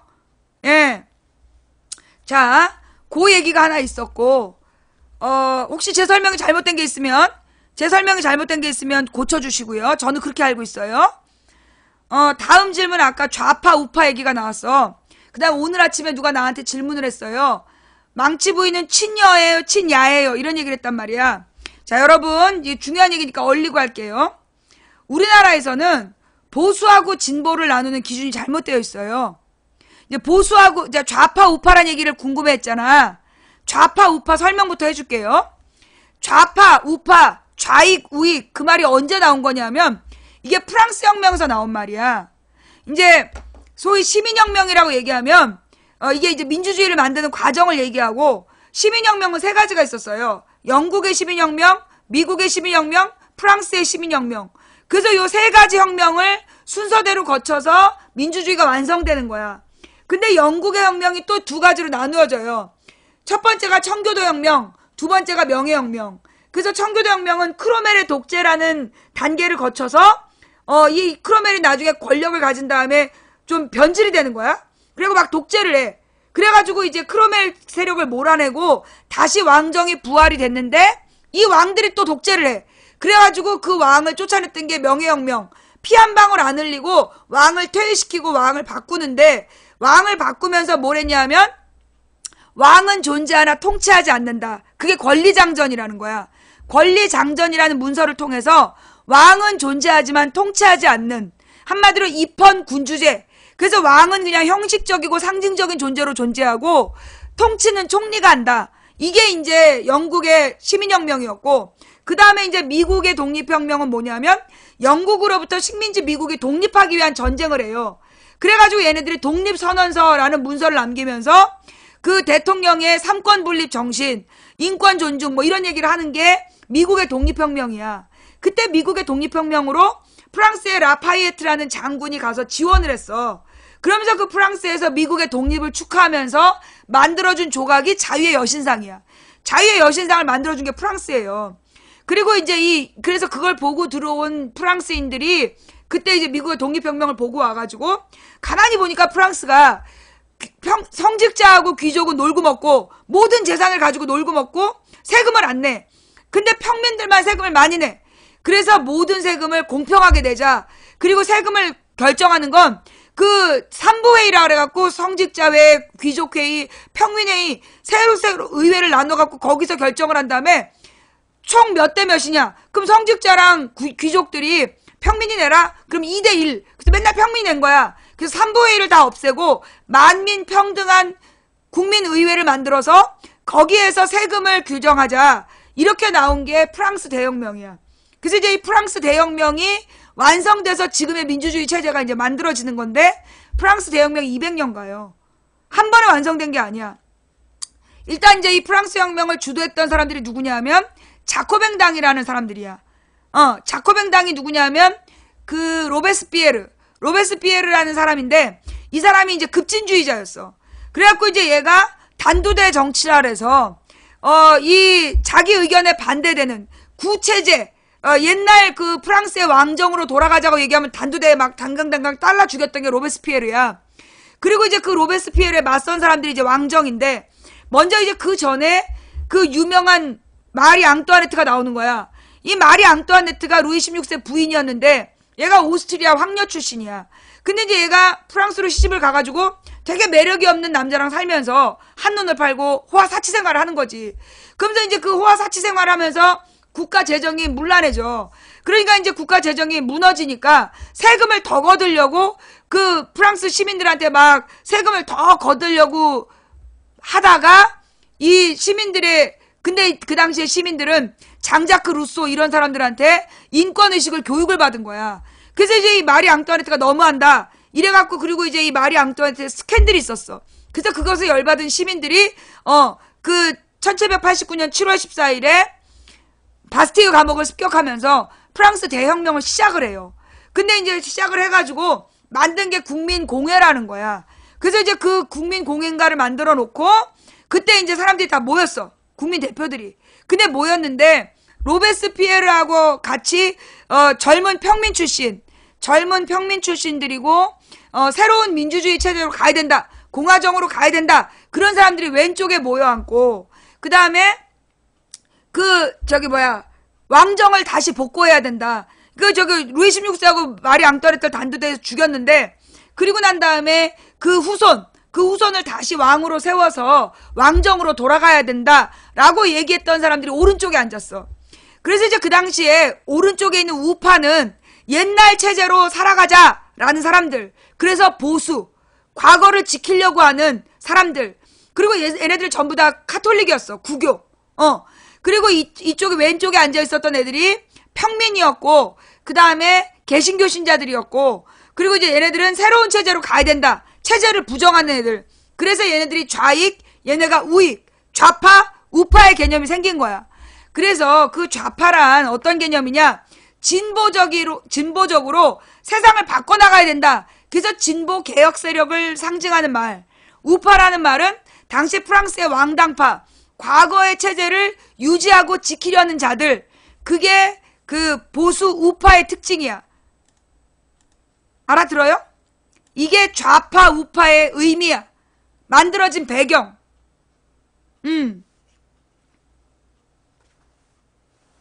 이것도 모르고 좌파예요 우파예요? 좌빨 좌익 쓰고 다니는 어리버리한 우리 띨띨이들 잘 들어. 예, 그게 이제 좌파 우파의 역사적인 기원이고요. 그 다음 우리나라에선 그런데 진보와 그래서 이제 그 뒤로 다시 또 이제 얼리고 설명할게요. 그래서 이제 그 뒤로 진보하고 개혁이라는 게 그러니까 진보 개혁 세력 대 보수 세력으로 이제 나뉘어져서 세상을 바라보는 거야. 그러면 이제 이 보수 세력은 어떤 특징이 있냐면 굉장히 도덕성을 중시해. 종교적인 성향이 강하고 도덕성이 강하고 지금 사회제도인 법을 지키려고 하고 그리고 이제 이 사회제도라는 건 종교제도, 결혼제도, 가족제도 이런 구체제를 그러니까 지금의 사회를 안정적으로 유지하려는 사람들이 보수예요. 그러면 이제 진보 개혁 세력은 뭐냐? 지금의 사회제도를 뜯어 고쳐야 된다. 결혼제도를 부정하고 그리고 새로운 체제로 가야 된다. 그래서 지금 많이 가지고 있는 기득권 세력의 것을 가져서 다 같이 나누어 가져야 된다. 그리고 이제 새로운 지배 세력을 만들어야 된다. 이런 사람들이 진보 개혁 세력이야. 그래서 이제 이 사람들의 특징이 뭐냐 하면 결혼제도에 대한 부정. 그러니까 이제 뭐 이 동성애라든가 이런 걸 찬성하고 그리고 독신주의 이런 거 막 주장하고, 이런 사람들이 이제 진보 세력인 거죠. 그리고 만약에 이제 뭐라 그러나, 자기가 남자로 태어났는데, 자긴 남자가 싫다. 그래서 이제 아랫도리를 자르고 여자가 되겠다. 그랬을 때, 그걸 이제 받아줄 수 있는 사람들, 그게 진보 세력이야. 그럼 이제 이 보수는 뭐냐? 하나님의 축복으로 우리 아름다운 몸을 잘 유지하고, 남성과 여성이 만나서 가정을 유지하면서 행복하게 아이를 낳아서 키우고, 법을 지키면서 사회를 안정적으로 유지하고 도덕적인 가치관을 지켜야 된다. 이게 보수예요. 자, 그렇다면 우리나라에서, 근데 우리나라는 보수는 새누리당, 진보는 민주당 그랬잖아. 이거는 맞는 말일까요? 틀리는 말일까요? 100% 틀린 말이에요. 자, 일단 새누리당이 법을 지켜요? 새누리당이 법을 지켜요? 안 지켜요. 이번에 막 헌법도 안 지키고, 그리고 막 불법 해놓고 불법을 안 했다 우기고, 개판이잖아. 그 다음 도덕적이에요? 너무나 부도덕하잖아. 사회제도와 질서를 지키려고 그래요? 안 지키잖아. 그러니까, 친여가 보수라는 표현은 잘못된 얘기야. 조선일보, 동아일보가 보수신문 아니야. 걔네는 기득권 신문이야. 보수의 특징 중에 기득권이란 말이 있어. 즉 어떤 권력을 가지고 있는 자들이다. 그건 하나의 특성이야. 그래서 조선일보, 동아일보, 새누리당은 기득권 세력은 맞지만 보수는 아니야. 부도덕하고 사회를 혼란으로 만들고 불안감을 조성하잖아. 전쟁 공포를 팔아서 불안감을 조성해서 정권을 유지한 애들이기 때문에 걔네는 보수가 아니야. 그럼 진보예요? 진보도 아니야. 그냥 걔네는 또라이 꼴통이야. 조선일보, 동아일보, 새누리당은 그냥 또라이 꼴통이야. 지금 한나라당, 옛날 말로 한나라당? 예. 그냥 얘네들 그냥 또라이 꼴통 집단이고, 그리고 그러면 누가 우리나라의 보수냐? 민주당이 보수정당이야. 더민주가 보수정당이에요. 예. 더민주가 보수정당이야. 그래서 문재인이 그런 얘기를 하잖아. 더불어민주당은 보수정당이라고. 중도 보수라고. 무슨 얘기인지 알겠어요? 그래서 더민주가 보수정당이야. 그러면 이제 진보정당이 정의당, 민노당, 이런 사람들이 진보정당인 거야. 예. 무슨 얘기인지 알겠지? 그러니까 노동당이나 민노당 이런 사람들이 이제 진보정당인 거죠. 근데 이제 진짜 진보정당의 제일 끝에 가장 극진보가 공산당이야. 그 공산당은 지금의 이제 기득권이 갖고 있는 모든 재산을 뺏어서 똑같이 나누어 갖자. 그런 사람들이잖아. 우리나라에는 공산당이 없어. 다른 나라에는 공산당이 다 있는데 우리나라에는 공산당이 없어요. 왜냐하면 우리나라만 반공을 국시로 했기 때문에 공산당이 성립되면 국가보안법으로 처벌을 했어. 그래서 우리나라만 공산당이 없고 다른 민주주의 국가에는 다 공산당이 있어. 근데 별로 인기를 못 얻는 거지. 북한은 우리나라는 아니잖아? 예. 그런 게 있는 거예요.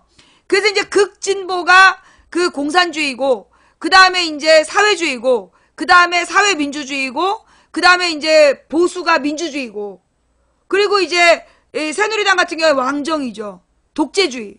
예. 이명박 박근혜는 독재주의고, 그래서 이제 이 민주주의 정당이라는 게 보수 정당인 거야. 그리고 이제 제일 극히 공산주의, 그 다음 사회주의, 사회민주주의, 그 다음에 민주주의. 예, 이렇게 되는 거죠. 그 다음에 좌파 우파에 대한 개념은 그래서 이해가 되세요? 자, 그러면 이제 여러분이 지금부터 나는 진보인가 잘 생각해봐. 여러분에게 아들이 하나 있어. 근데 그 아들이 그 남성의 상징을 제거하고 나는 오늘부터 딸로 살고 싶어요 라고 얘기를 했어. 자, 그럴 때 사랑하는 내 딸하고 안아줄 수 있으면 당신은 진보야. 그 다음에 당신한테 무남동녀 외동딸이 있어.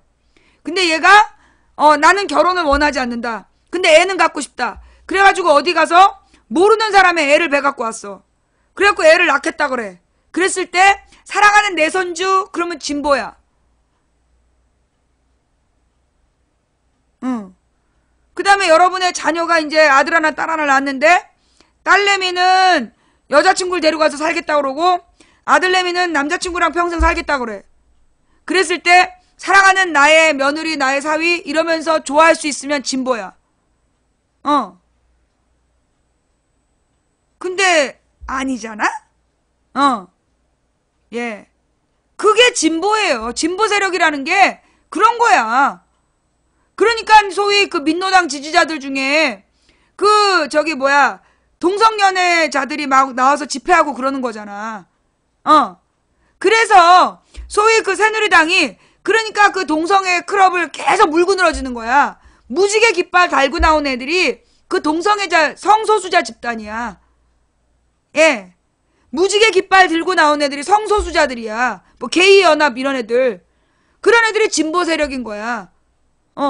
왜냐하면 이제 지금의 결혼제도, 사회제도를 부정하는 존재들이잖아.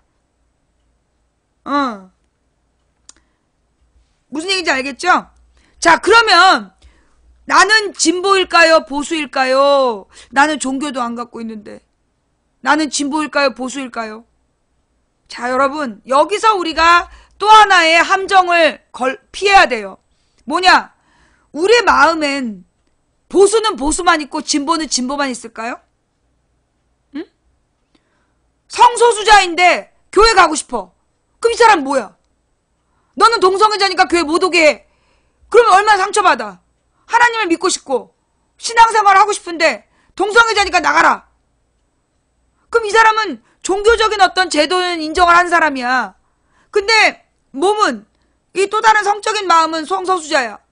그럼 이 사람의 마음은 진보하고 보수가 같이 있는 거야. 그죠? 그 다음에 나는 동성애자야. 그런데 법을 지키고 싶어. 그럼 법을 지킨다라는 건 보수적인 자세야. 준법은 보수의 상징이야. 그러면 뭐야? 동성애자인데 법을 지키고 싶어. 이게 무슨 얘기냐 하면 결국 진보와 보수라는 건 무 자르듯이 딱 잘라가지고 쩍 갈라낼 수 있는 게 아니라고. 그게 무슨 얘기냐 하면 우리 마음에는 진보의 마음과 보수의 마음이 공존하는 거예요. 모든 사람의 마음에는 진보의 마음과 보수의 마음이 공존을 해. 근데 젊었을 때는 좀 더 진보적인 성향이 강해. 왜냐면 자기가 가진 게 집도 없고 뭐 결혼도 안 했고 그러니까 모든 게 자유로워. 생각하는 게 자유로워. 그래서 진보적인 성향이 더 강해. 근데 나이가 들수록 결혼도 하고 집도 생기고 애도 있고 그러면 사회가 좀 안정되길 바래. 그래서 보수적인 성향이 강해지는 거야. 무슨 얘기인지 알겠어요? 그래서 리영희 선생님께서 뭐라 그랬냐면 새는 좌우의 날개로 난다. 그래서 보수와 진보가 공존해야 된다고 얘기한 거야. 근데 보수는 합리적인 보수여야 된다. 즉 진보의 존재를 인정하고 그러면서도 이 사회를 안정적으로 발전시키려고 노력하는 게 합리적 보수. 그 다음에 진보 중에서도 철없이 지금의 모든 걸 다 부정하고 공산주의 혁명을 일으켜야 된다 이렇게 하면 안 되고 성숙한 진보. 그래서 보수의 존재를 인정하고 지금 사회적으로 잘못된 부분을 끊임없이 지적하면서 고쳐나가자고 얘기하는 성숙한 진보. 그래서 합리적 보수와 성숙한 진보가 공존해야 된다. 그게 올바른 인식이라는 거야. 근데 우리나라 국정원이 너 좌파야 우파야 진보야 보수야 너 새누리당 지지해? 새누리당 반대해. 이게 바로 국정원식 개무식한 쥐무식한 이분법인 거예요. 요 얘기 오늘 처음 들었어요? 대충 알고 있었는데 헷갈렸어요? 이게 우리가 알고 있어야 될 내용이야. 예. 그러니까 진보냐 보수냐를 선택해라. 보수가 뭔데? 새누리당 지지하면 보수, 새누리당 반대하면 진보. 정말 이게 닭똥꼬 빨아먹는 얘기예요. 예. 닭똥 빨아먹을 얘기라고. 새누리당은 보수정당이 아니라니까? 또라이 꼴통 집단이었지. 이기적인 집단이고 이익 집단이지. 그러니까는 그 보수의 기준이 잘못되어 있었던 거야. 그래서 여러분들 헷갈린 거예요. 우리나라의 보수정당은 민주당이에요. 더민주가 보수정당이야. 국민의당도 보수정당이라고 할 수 있어. 예, 국민의당도 보수정당. 그러니까 더민주하고 국민의당이 보수정당이고 정의당, 노동당, 민중당 얘네들이 진보정당이야. 예. 무슨 얘기인지 알겠지? 그래서 더민주가 진보당이라고 얘기한 애들은 무식해서 그래. 더민주더러 진보라고 얘기하면 좌파라고 얘기하는 건 그거 무식해서 그러는 거야. 안 가르쳐줘서. 아무도 이게 진실을 안 가르쳐줘갖고 그 막 저기 국정원에서 떠드는 대로 따라하니까 그만 그런 어리석은 주장을 하게 된 거예요. 예. 그럼 이제 진보, 보수, 좌파, 우파에 대한 개념 정리가 됐죠? 됐어요?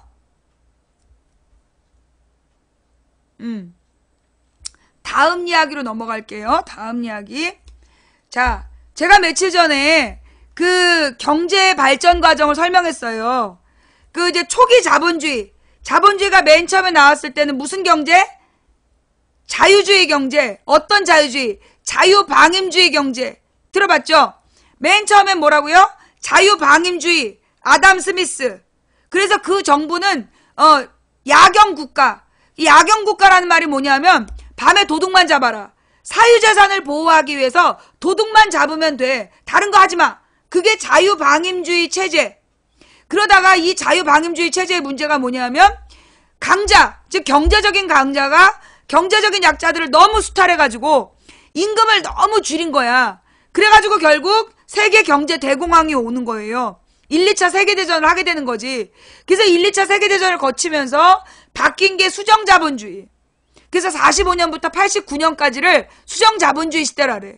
요 수정자본주의 시대 때는 어떤 일이 발생하느냐 하면 지금 국가가 경제활동에 개입해야 된다. 그래서 대재벌이 중소기업을 핍박하지 못하도록, 그 다음에 사업자가 노동자를 핍박하지 못하도록 정부가 규제해야 된다. 그게 수정자본주의야. 그래서 일자리를 보장해주고 노동자들의 실질 임금을 보장해주는 그런 제도. 그게 수정자본주의 체제의 특징이야. 그리고 복지를 강화해. 그래서 복지제도로 교육과 의료에 대한 복지를 강화하는, 교육, 의료, 노인 복지를 강화하는 게 요게 수정자본주의 체제의 그 모습이야. 그런데 이 수정자본주의 체제는 문제가 있었어. 어떤 문제냐? 부자들한테 세금을 많이 걷는 거야. 그래서 이 수정자본주의 체제에는 빈부격차를 줄이기 위해서 부자들에게 세금을 누진세로 걷어. 그러니까 이 부자들이 그 세금이 너무 아까운 거야. 그래갖고 이것들이 뭐라는 거야? 이제 오일 쇼크라는 게 왔을 때, 오일 쇼크가 오니까 정부에서 대처를 못했다. 그래서 이게 전부 다 정부가 너무나 커져서 그런다. 큰 정부의 문제다. 그러니까 이 큰 정부를 없애고 작은 정부로 가야 된다. 그러면서 만든 게 신자유주의야. 신자유주의. 그래서 이 신자유주의 체제는 뭐냐면 공기업을 없애고 민영화하고, 그러니까 이 공기업이 뭐냐면 원래 일자리를 만들려고 만든 기업이야. 근데 그 공기업을 민영화하고 그 다음에 대기업에 대한 규제를 완화하고, 그게 신자유주의의 특징이야.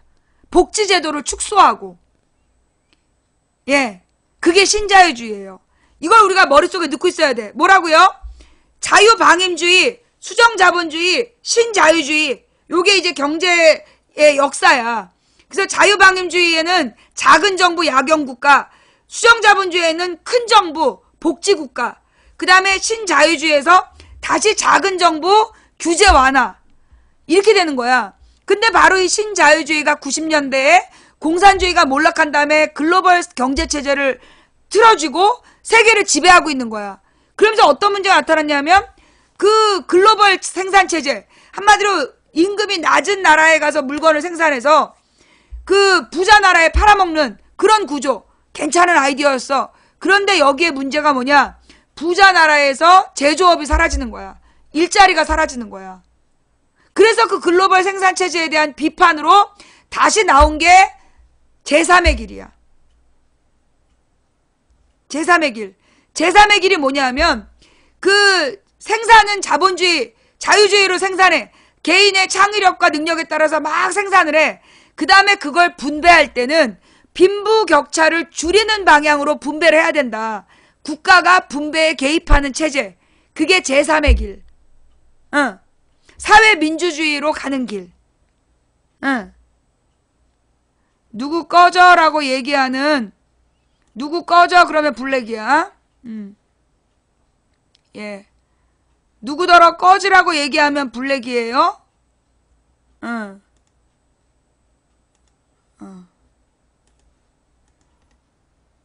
누구더러 꺼져주세요 그러면 블랙이야. 누가 뭐 사고 쳤어? 자, 다시 한번 외워볼까요? 예. 또 외우라 그러면 또 여러분이 시험이 들어요. 예. 그래서 우리에게는 뭐가 있어요? 메모장이 있죠? 네. 자. 초기의 형태가 뭐라고요? 자유방임주의. 예. 아담 스미스. 예. 아담 스미스 시절의 자유방임주의. 이때 국가는 뭐라고요? 야경국가. 그래서 이제 이때는 사유재산 중시, 사유재산을 중시하고 자유계약을, 중시했다. 그러다 보니까 어떤 문제가 발생하냐면, 경제적 강자가, 강자 독식, 아니야, 이걸 뭐라 하지? 약육강식. 약육강식 경제체제가 만들어지는 거야. 예. 요게 이제 자유방임주의 체제의 문제점. 그래서 그 자유방임주의 체제로 인해서 나타난 현상이 뭐였다고요? 제 1, 2차 세계대전. 1, 2차 세계대전. 그리고 또 뭐 1, 2차 세계대전 사이에 경제대공황. 경제대공황과 1, 2차 세계대전을 거치면서, 예. 그래서 만들어진 게 뭐라고요? 뭐라고? 수정자본주의. 수정자본주의의 특징은 뭐냐면, 예, 복지국가.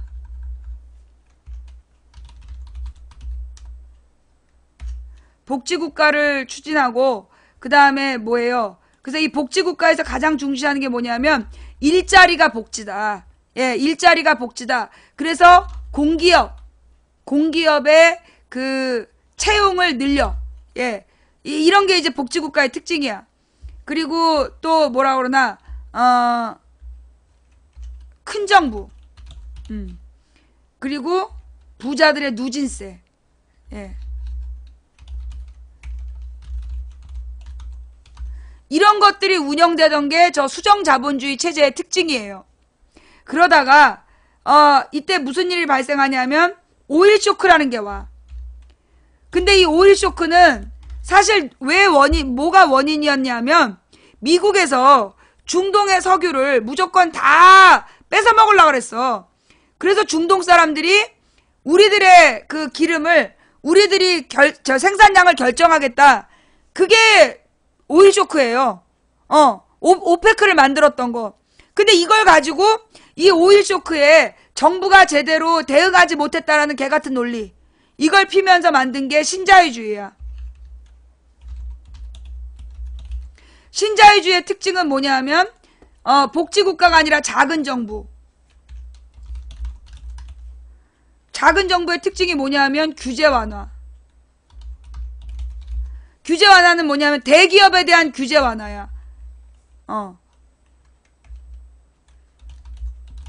대기업에 대한 규제를 완화하고, 그리고 뭘 했을까요? 공기업을 민영화해요.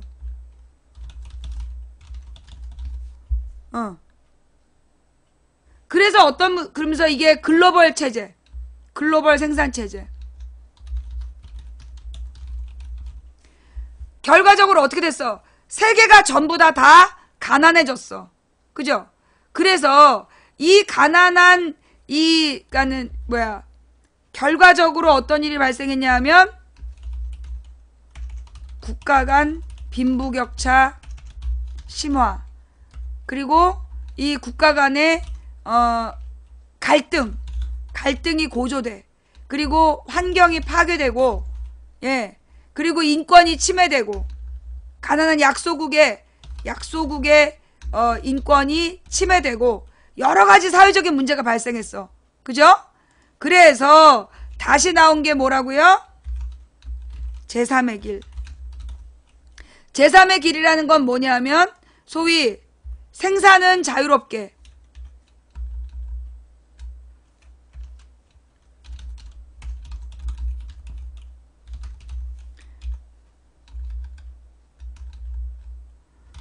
분배는 국가 개입. 그래서 국가 개입한다는 얘기는 뭐냐면 부자 증세. 예. 부자들에게 세금을 더 걷겠다. 그리고 복지를 강화하겠다.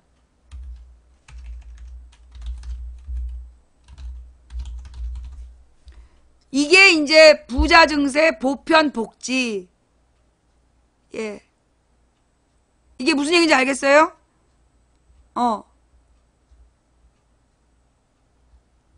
부의 편중 문제가 생긴 거죠. 그죠?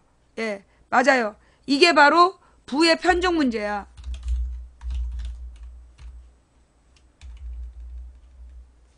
이 신자유주의로 인해 나타난 문제가 국가 간의 빈부격차가 심해지고 갈등이 고조되고 그래서 지금 다시 전쟁 위기가 고조되고 있는 거야. 환경이 파괴되고 약소국의 인권 침해 현상이 나타나고 부의 편중.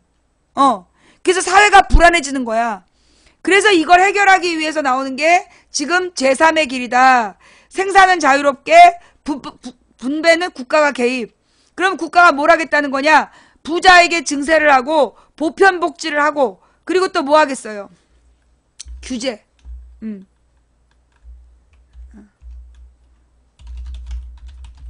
대기업 규제. 네. 들으면 나중에 까먹어요. 네. 자, 요거 지금 다 외우셨어요? 빨리 외워요. 이거 빨리 외우세요.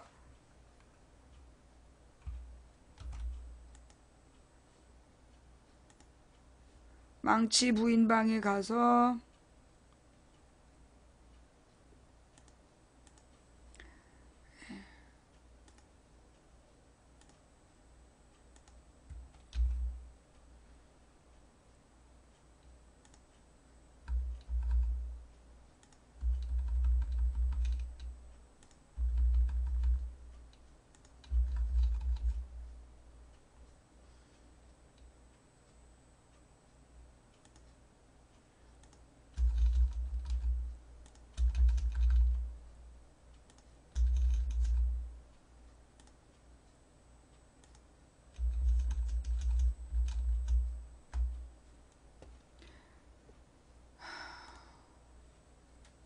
제목.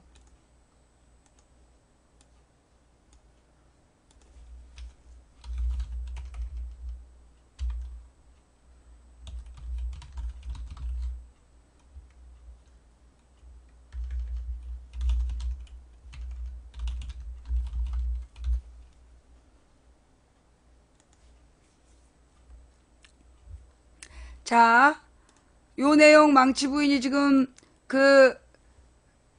게시판에 써놨어요. 예. 지금 우리 게시판으로 들어가서 보면, 방송국 게시판에 보면 야매 근대경제사, 이거 보면, 요렇게 해서 이제 내용을 정리해 놨으니까, 필요하신 분들은 이 내용을, 예, 한번 찾아보시고요. 자, 여기서 우리가 또 중요한 내용이 뭐냐 하면, 여기까지 이해는 되죠? 네. 여기까지 이해는 되죠? 그 다음에 이제 우리가 알아야 되는 게 뭐냐면 복지의 개념이야. 복지에 대한 개념. 그래서 그러니까 이제 여러분들이 큰 정부, 작은 정부 그 논쟁이 뭔 얘기인지 알아듣겠지. 큰 정부, 작은 정부 얘기하는 거 알아듣겠죠. 뭔 말인지 알아듣겠지.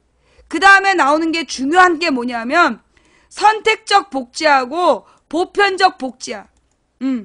우리가 이제 반드시 알아야 될 내용인데요. 예.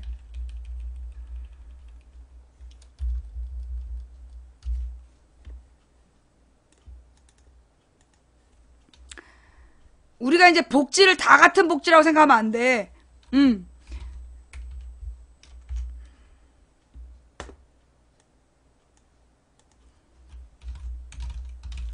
선택적 복지라는 게 있고, 그 다음에 이거랑 대립되는, 예, 무슨 복지가 있느냐 하면, 뭘까요? 보편적 복지. 예. 이거. 선택적 복지하고 보편적 복지의 차이점을 우리가 알고 있어야 된다. 예.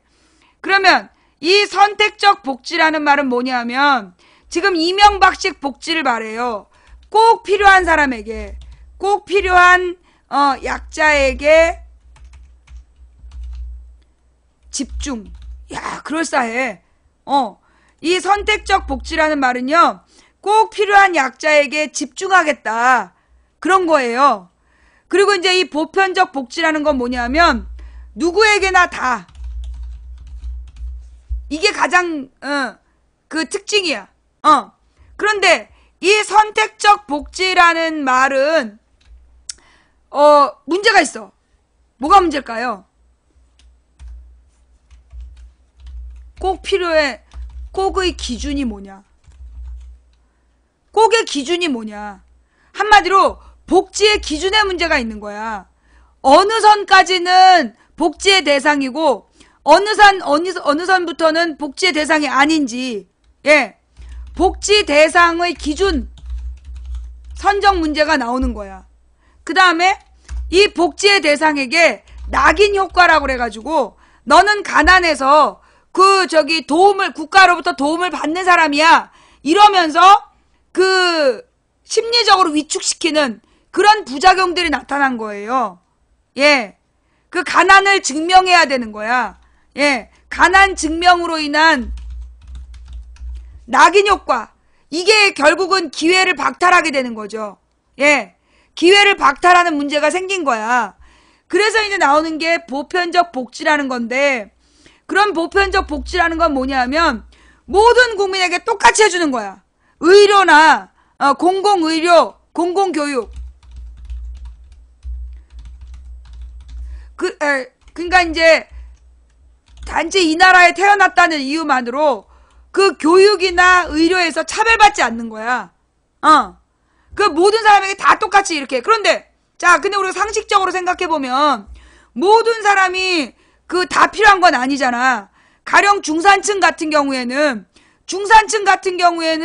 저 돈이 복지 혜택이 필요 없잖아요. 그죠?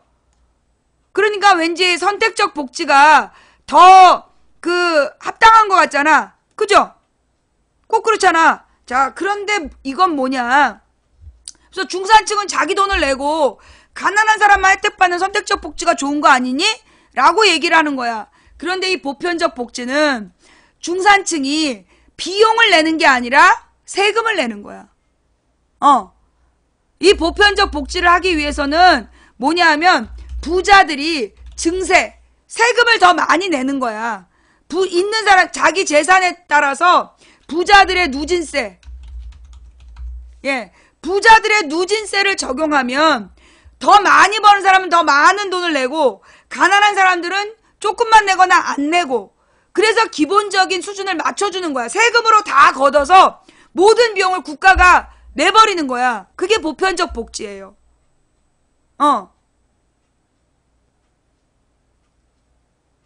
이게 우리가 볼 땐 선택적 복지가 되게 좋아 보이잖아. 근데 문제는 뭐냐면 가난을 증명하는 서류가 어려워. 아주 까다롭게 해놨어. 모든 나라가 그래. 왜? 선택적 복지를 만든 목적이 뭐냐면 처음부터 목적이 부자 감세야. 이 선택적 복지를 주장하는 사람들의 목적이 부자 감세를 하려고 선택적 복지를 하는 거야. 그래서 세금을 부자들이 조금만 내게 하려고. 그래서 선택적 복지를 하고 중간에 있는 사람들 네 돈 내고 네가 써 라고 얘기하는 거야. 문제는 뭐냐 하면 늘 차상위 계층이 문제인 거예요. 아예 가난해서 국가에서 생활비 지원을 받으면 몰라. 그런데 아예 가난의 기준에 서류 하나가 걸려. 그래서 아무런 혜택도 못 받게 돼. 그 사람은 복지의 사각지대에 놓이게 되는 거야. 근데 그런 선택적 복지를 왜 추구하느냐? 저 보편적 복지를 하게 되면 부자들이 누진세를 내야 돼. 소득에 따라 많이 벌면 세금을 많이 내고 적게 벌면 적게 내는 거야. 그러니까 지금 이건희 재산이 8조인데 이재용의 재산이 8조인데 세금을 몇십억 안 냈대잖아. 다른 나라 같은 경우에는 소득이 만약에 8조다. 적어도 8천억에서 1조 6천억은 세금을 내야 되는 거야. 20% 정도를. 그런데 이재용이는 몇 조 원의 재산을 갖고 있는데 100억도 세금을 안 냈대잖아. 그러면서 탈세 수단을 막 추구하잖아. 그 선택적 복지라는 건 결국 부자들을 위한 제도인 거예요. 이걸 갖다가 이 선택적 복지를 뭐 무노동, 무임금 내지는 불로소득을 원한다. 그러면서 막 누명을 씌워. 이거 다 여론이 만들어낸 허상이야. 예. 자, 예를 들어서 여러분 동네에 어떤 할머니가 굉장히 가난하게 살고 있어. 근데 알고 보니까 이 할머니가 국가로부터 어떤 혜택도 못 받아. 지원을 못 받아. 이유가 뭐냐?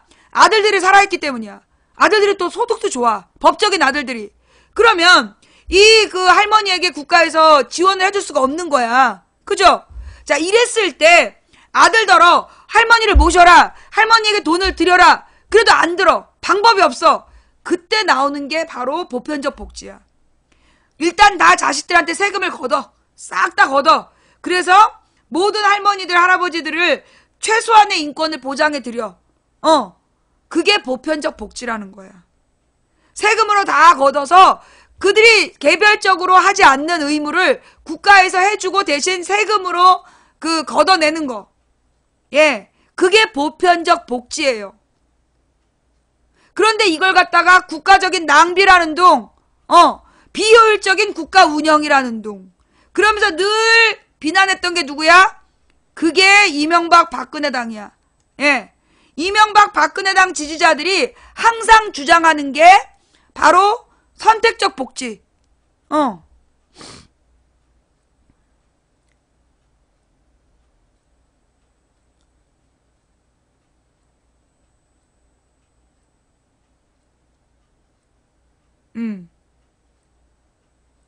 그러니까 이 기본적으로 보편적 복지라는 건 부자들이 세금을 많이 내야 되는 거야. 왜 이렇게 부자들이 세금을 많이 내야 되냐면 우리나라의 상위 20%가 우리나라의 모든 재산의 60%인가를 갖고 있어요. 그죠? 예. 그 정확한 프로테이지 좀 뉴스로 갖고 와봐봐. 상위 20%가 절반 이상을 갖고 있는 거야. 그러면 나머지 80%가 절반이 안 되는 걸 나눠 갖고 있는 거예요. 그러면 지금 절반 이상을 상위 20%가 갖고 있으니 상위 20%가 세금을 많이 내야 되는 거야. 근데 그 중에서도 상위 20%도 다 똑같이 갖고 있는 게 아니야. 실제로 상위 2%에서 18%까지는 갖고 있는 양이 별 차이가 없어. 그러면 상위 1%가 2%가 대부분을 갖고 있는 거야. 50% 정도를 얘네들이 갖고 있는 거지. 그러니까 상위 1, 2%는 걔네들이 절반만 세금을 내도 나머지 절반으로 황제처럼 살아. 근데 가난한 사람들은 이 사람들 워낙 기본적으로 갖고 있는 게 없기 때문에 낼 돈이 없는 거야.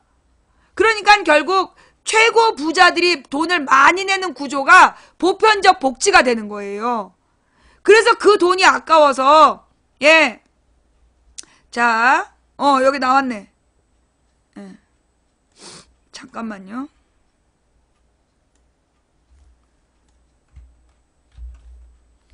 이거 충격적인 기사예요.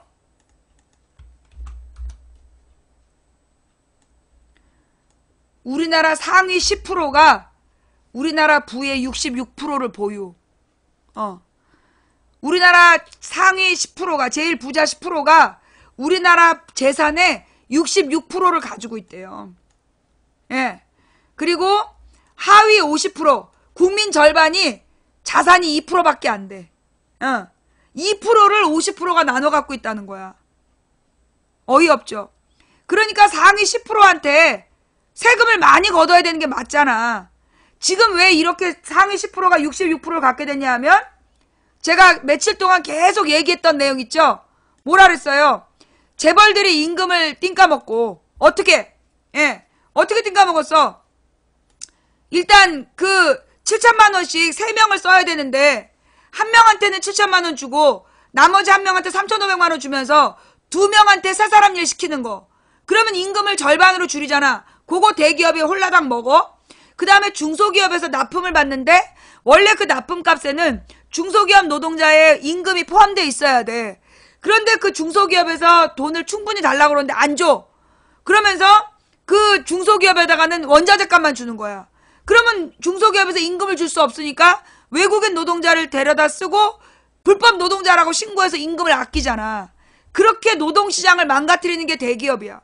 그래서 걔네들 10%가 66%를 창고에 싸놓고 있는 거야. 그리고 나머지 국민 50%는 2%를 갖고 나눠 쓰고 있는 거고. 굉장히 비참한 상황이 된 거죠.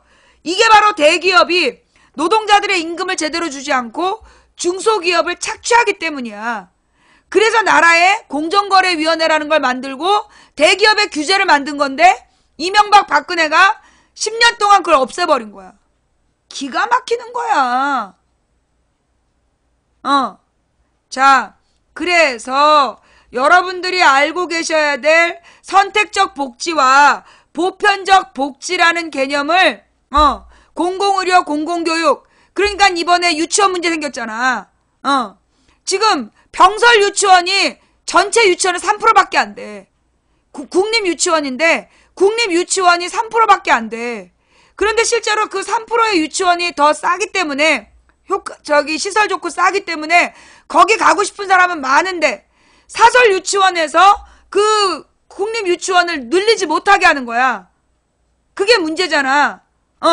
근데 이제 그 사설 유치원을 여기까지 할게. 그러니까 이제 그 공립 유치원을 늘리는 건 보편적 복지. 예. 근데 이 공립 유치원을 늘리면 비용은 적고 혜택이 많으니까 그만큼 부자들이 세금을 많이 내야 되는 거야. 그러니까 그걸 반대하는 거죠. 예. 예. 큰일 날 뻔했어. 예. 자, 나는 정확하게 뭐라고 설명 안 했다잉? 예. 그래서 오늘 여러분들께 드리고 싶었던 이야기, 오늘 제가 준비한 내용은 여기까지였어요. 예. 자, 어떠셨나요? 오늘 방송 뭐 들을만 하셨어요? 예. 알아들으셨어요? 그렇죠. 의무교육이 고등학교, 근데 우리나라 지금 의무교육이 고등학교까지인 지역이 많지 않아요. 서울도 고등학교까지 의무교육 아니에요. 예. 서울은 중학교까지만 의무교육이야. 그래서 의무교육일 땐 퇴학이 안 돼. 근데 고등학교 퇴학이 되잖아. 예. 그러니까 유치원부터 고등학교까지를 의무교육 해줘야 된다. 이게 보편적 복지. 지역에 따라서는 고등학교까지 의무교육인 지역이 있어요. 애들 숫자가 적은데. 근데 서울은 이제 고등학생이 많기 때문에 의무교육 안 해줘요. 예.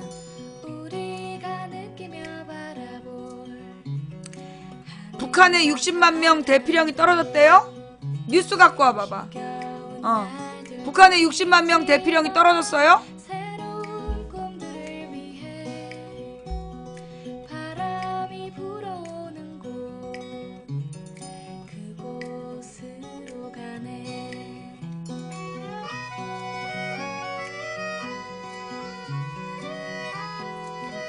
뉴스를 안 갖고 오고 있죠. 일배를 끊어!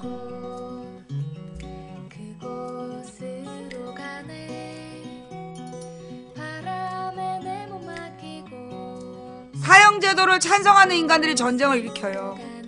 사람의 목숨을 중시하지 않기 때문에 그 사형제도 찬성하지 않은 애들이 전쟁에 찬성해요. 예.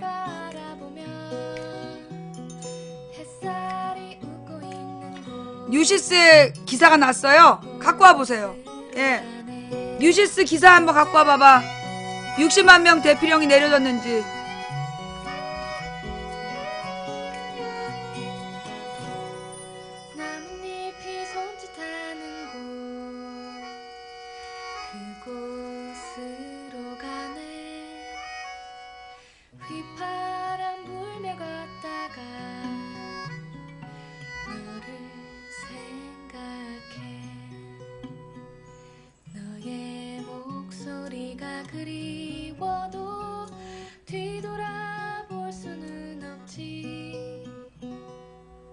바람이 불어오는 곳 그곳으로 가네.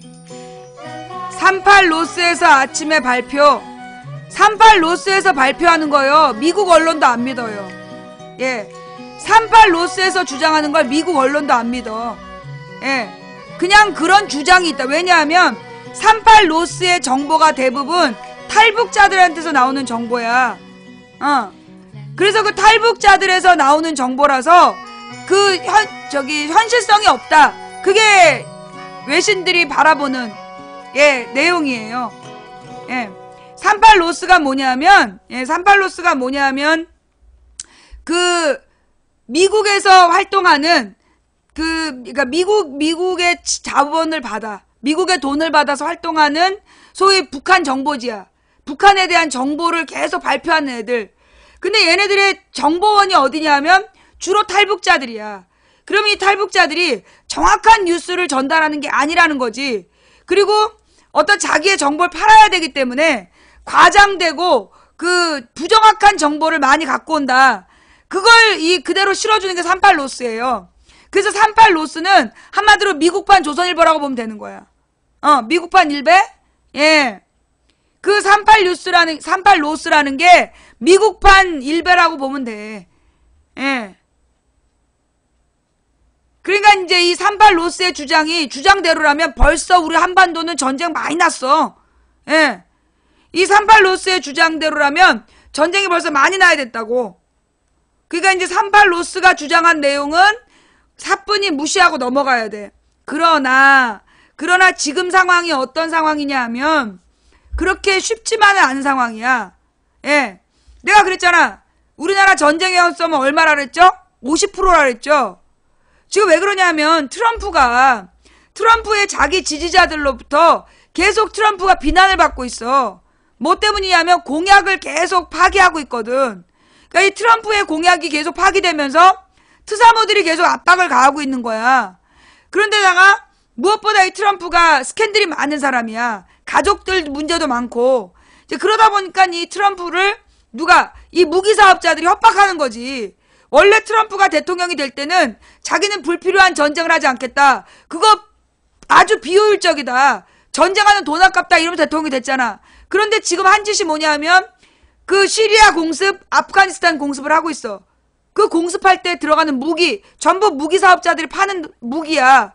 그걸 지금 하고 있다는 얘기거든. 그럼 무슨 얘기냐면 지금 트럼프가 당선되기 전에는 돈 아깝다고 전쟁 안 한다더니 당선된 다음에 막 그 얘기 많이 들었잖아. 뉴스에 트럼프 탄핵 얘기 많이 들리지 않았어요? 지난달에? 3월달까지 트럼프 탄핵 운동 많이 들으셨잖아요. 그런데 올해 이번 달 들어서서 트럼프 탄핵 얘기 쑥 들어갔죠? 내가 뭐라 했어? 트럼프는 미국판 이명박이다. 이명박 초기에 탄핵 얘기 막 나왔지만 쑥 들어가고 결국 끝까지 갔잖아. 똑같은 논리야. 그러니까 그 트럼프 탄핵을 주도한 애들이 내가 볼 땐 같은 편이야. 그래서 초장에, 왜냐하면 집권 초기엔 탄핵을 안 시키거든 잘. 그러니까 초장에 탄핵 위기를 넘어가고 그래서 뭘 원한 거냐면 길들이는 거야. 이명박이요 서울시장 하면서 그 아름다운 재단에다가 기부를 그렇게 자기 서울시장 월급을 다 기부했어. 그리고 자기는 기부하면서 살겠다고. 그러면서 공공 그 서비스를 늘리는, 그래서 이 버스 전용차로 이런 거만 만들고 그러면서 굉장히 그 진보적인 정책을 할 것처럼 했다니까. 그래서 이명박이 대통령 되는 걸 사람들이 다 찬성했던 거야. 다수가 찬성했던 거야. 그런데 되자마자 탄핵운동이 일어나잖아. 그리고 나서 이명박을 줄 세우게 한 거야. 그런 거예요. 지금 트럼프가 지 멋대로 막 하고 싶었는데 탄핵운동을 막 여론에서 주도해가지고 길을 꺾은 거야. 그리고 난 다음에 스캔들 몇 개 터뜨렸잖아요. 뭐 사위가 어쩌다 딸이 어쩌다 막 이러면서, 그러면서 그 부인의 뭐 경호비 못 대준다 막 이러면서 막 이제 언론에서 트럼프 욕을 많이 했어. 그리고 나서 트럼프가 지금 한 게 시리아 공습, 북한에다가 항공모함 보내기, 그리고 아프가니스탄 공습이야. 그게 딱 그 무기 사업자들이 원하는 방식으로 트럼프가 변질된 거야. 노선을 변경한 거지. 그래서 우리나라에서 지금 전쟁 위험성이 50%라고 얘기하는 거야. 생각보다 지금 높은 거예요. 자, 그러면서도 실제로 이 트럼프가 전쟁을 진짜 할 마음이 있느냐? 그건 아닌 걸로 보여. 나는 아닌 거로 봐. 근데 전쟁 위험성은 지금 높아지고 있는 건 맞아요. 지금 쟤네들은 최대한 그러면 전쟁 위험성은 누구 때문에 높으냐? 트럼프만 가지고가 아니라 김정은 때문이지. 트럼프가 계속해서 협박을 하면, 북한을 계속 협박하면 김정은이는 몰리고 몰리다가 결국은 수류탄의 안전핀을 뽑을 수 있다는 얘기야. 수류탄 던져버릴 수 있다는 얘기야. 그래서 전쟁 위험이 50%인 거야. 트럼프와 김정은이 만났기 때문에. 그래서 내일의 이벤트가 되게 중요한 거예요. 내일 지금 저기 김정은이가 뭔가 이벤트를 하겠다는 거잖아. 외신 기자들 모아놓고. 그래서 내일 무슨 일이 있는지를 긴장해서 바라봐야 되는 상황이야. 그래서 만약에 북한에서 핵실험을 하겠다면 그 미군이 공습하겠다는 거 아니야. 그래? 엄마가 새우 고쳐줄게. 살 거야. 알았어. 살게 사. 네. 전쟁을 하게 된다면 어떻게 될까요? 가족들에게 사랑한다는 말을 많이 하세요. 오늘 소고기 사서 구워 드시고 가족들이랑 사랑을 꼭 확인하시면서 오늘 다 같이 그 재미있는 영화라도 한 편 보세요. 전쟁 나면 그냥 죽는 거지 뭐. 총 맞아 죽거나 화학약품에 죽거나 아니면 굶어 죽거나. 차라리 전쟁 나면 죽는 게 나아. 당장 아파트에서 화장실도 못 가는데 안 그래요? 예. 그러면 어떻게 해야 되나요? 자, 전쟁 가능성이 50%란 얘기는 당신이 전쟁이 나길 바라지 않으면 전쟁이 안 난다는 얘기예요. 내가 전쟁 나길 원하지 않아. 여러분이 원하지 않아. 우리 모두가 원하지 않아. 그럼 전쟁 안 나요. 근데 한두 놈이라도 미친놈들이 전쟁을 일으키려고 그러면 전쟁이 나겠죠. 전쟁이 난다고 믿든 안 난다고 믿든 우리들의 믿음대로 될 거다.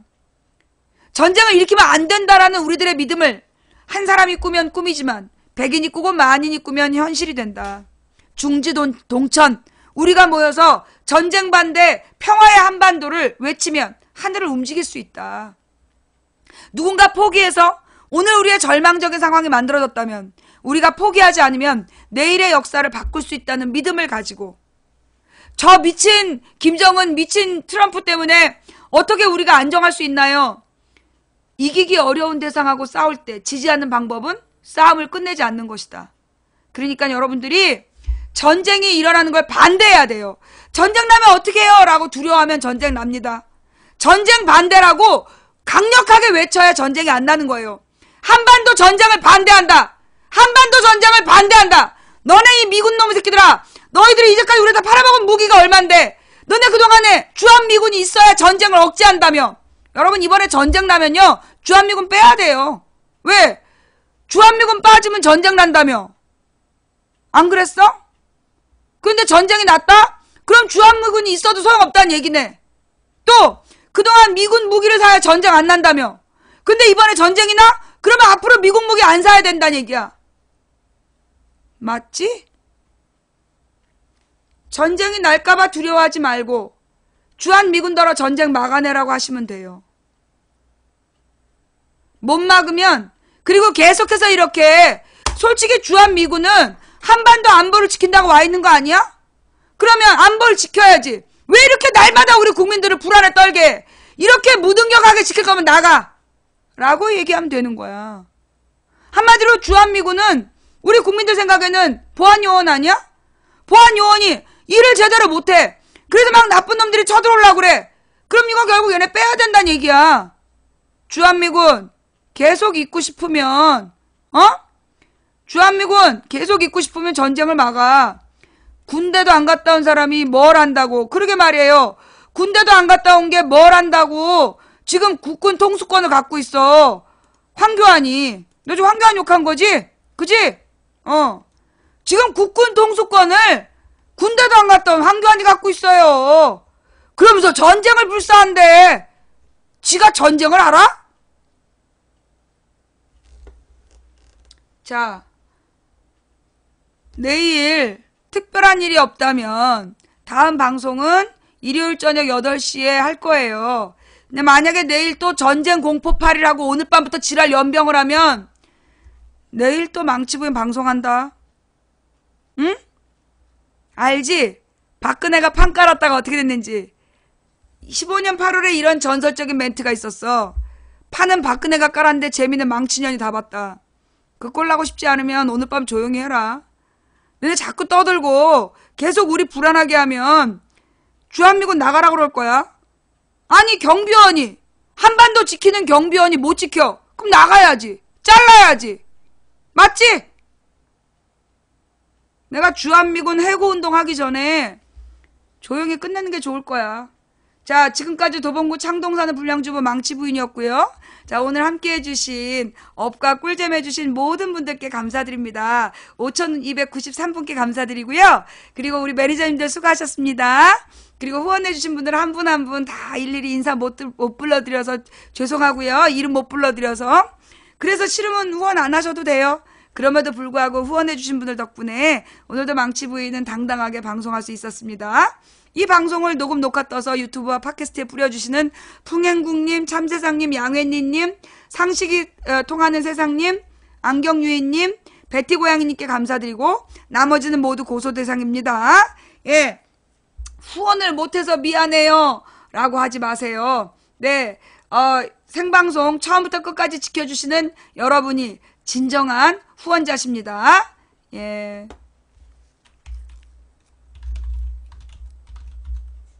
자, 고맙습니다. 다음 방송은, 예, 별일 없으면 일요일 저녁 8시 인생 상담으로 찾아올게요.